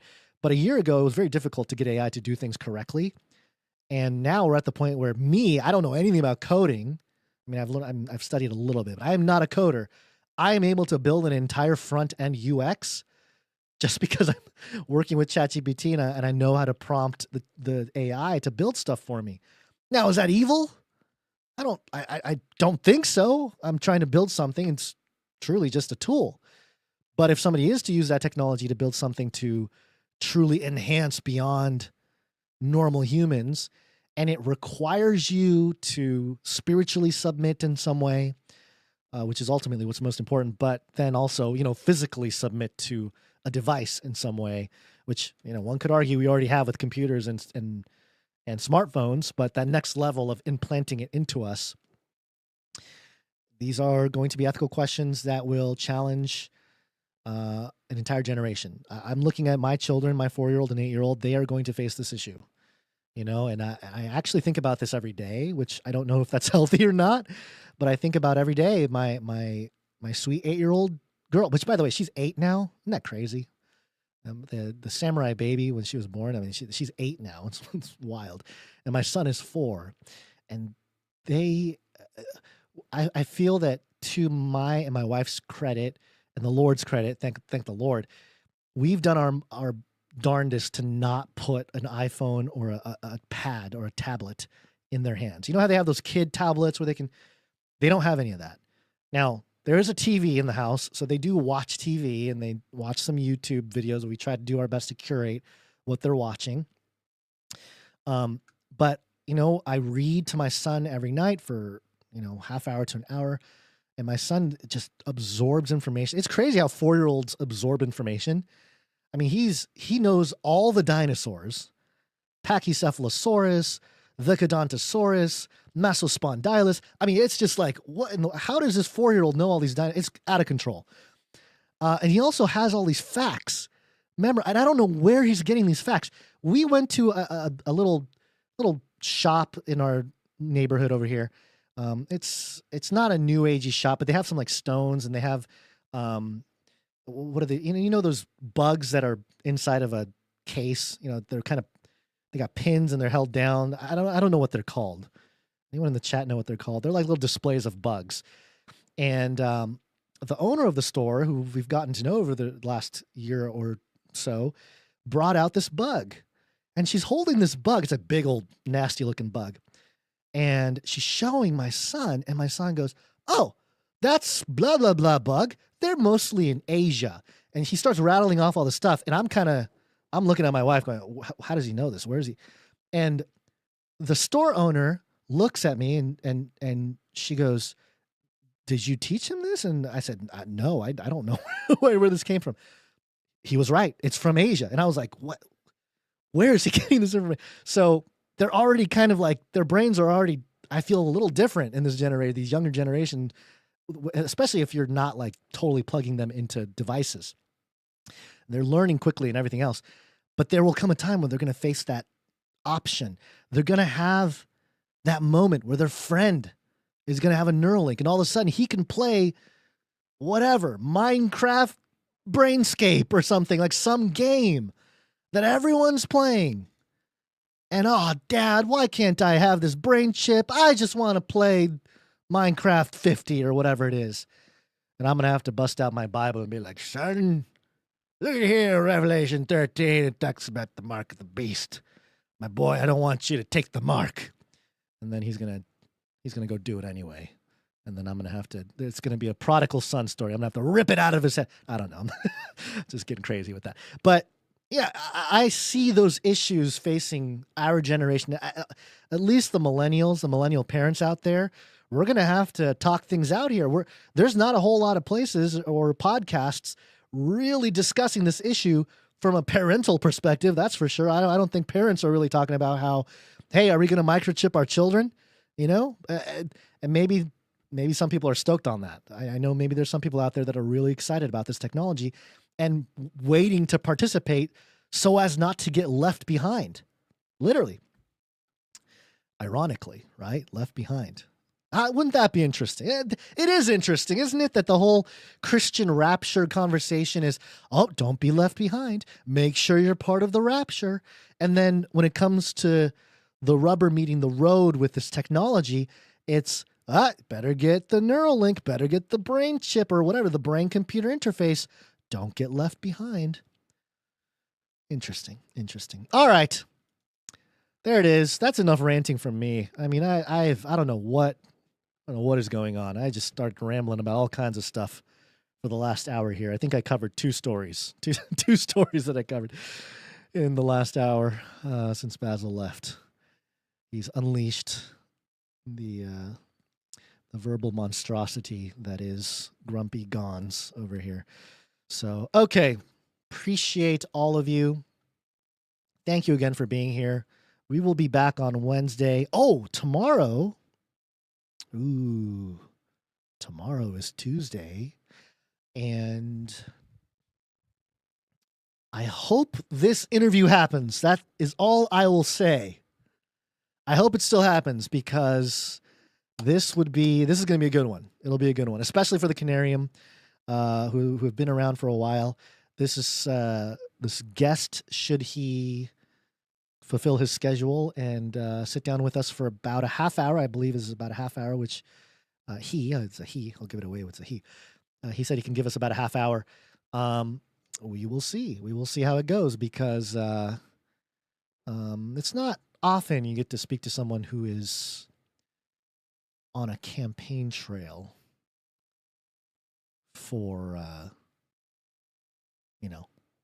the future of techno-humanity. So, that being said, please share the show with friends and family. Or no! I'm sorry. Let me get back to the protocol. Do not share this show with friends and family. It is too weird. It is too off the cuff. We're too fringe. Some people say we're too religious. We're weirdos. We're Bible-thumping, crazy folk. I don't think we're cokeheads around here like Macron and friends. So, we're not that. We're not freaking out over wads of tissue. But we are a little weird. So don't share it with friends and family unless you want to get ostracized, ridiculed, maybe even an intervention. I don't think I've heard of any interventions stories, like somebody saying like, oh, we had to sit down and have an intervention. Your canary cry addiction was disrupting the family. It hasn't gotten to that level yet, but we appreciate it. But if you do decide to share the show, all you got to do is walk right up to them, grab him by the cage, and shake it. The end of the world occurred pretty much as we had predicted. I want to shake things up, stir up some controversy, rattle a few cages. Hey, stop that! You'll never silence me. I'm the last angry man, a crusader for the little guy. Leave the bird alone! Never! Rattle a few cages. Rattle a few cages. The human race will have every opportunity to improve. And if they don't? Ask Noah. Ask Noah. Man, that Ultron clip is so relevant, is it not? Don't you love how Marvel and Hollywood, they've known this stuff all along. They've dropped it into movies and TV shows for years and years and years. And we were called crazy for pointing it out. And now everybody's pointing out all the things that are in there. So there you go. All right, we'll be back on Wednesday. That'll be the 1973 first U.S. space station Skylab launched into Earth orbit day. Hooray!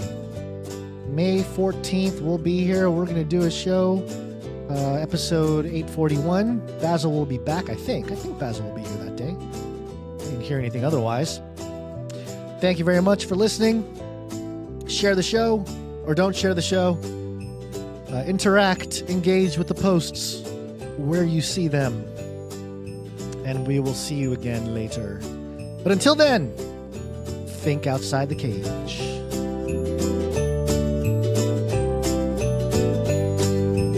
I'll keep you warm and safe in my people's zoo.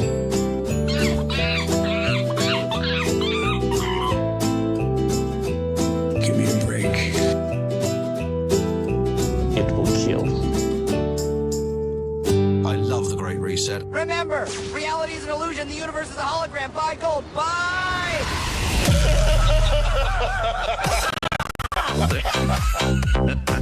And a resounding baka flies through the air across the world.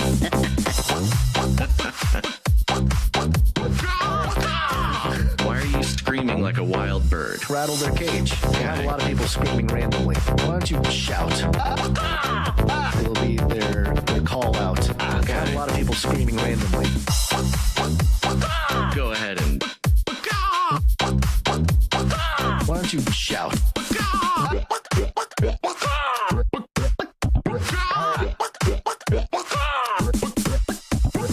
Why are you screaming like a wild bird?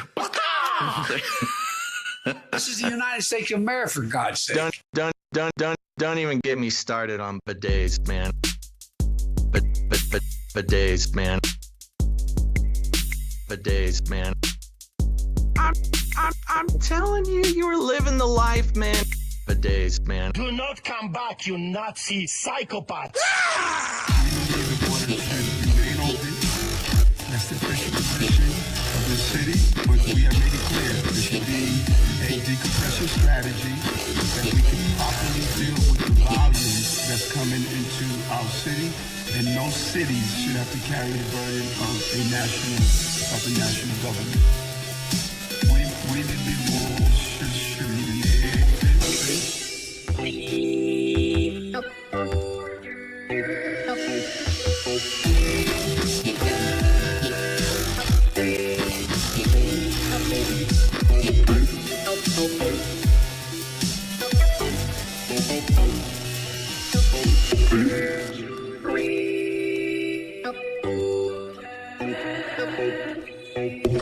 Don't move the ancient boundary stone which your fathers have set up. Thou shalt not remove thy neighbour's landmark, which they of old time have set in thine inheritance, which thou shalt inherit in the land that the Lord thy God giveth thee to possess it.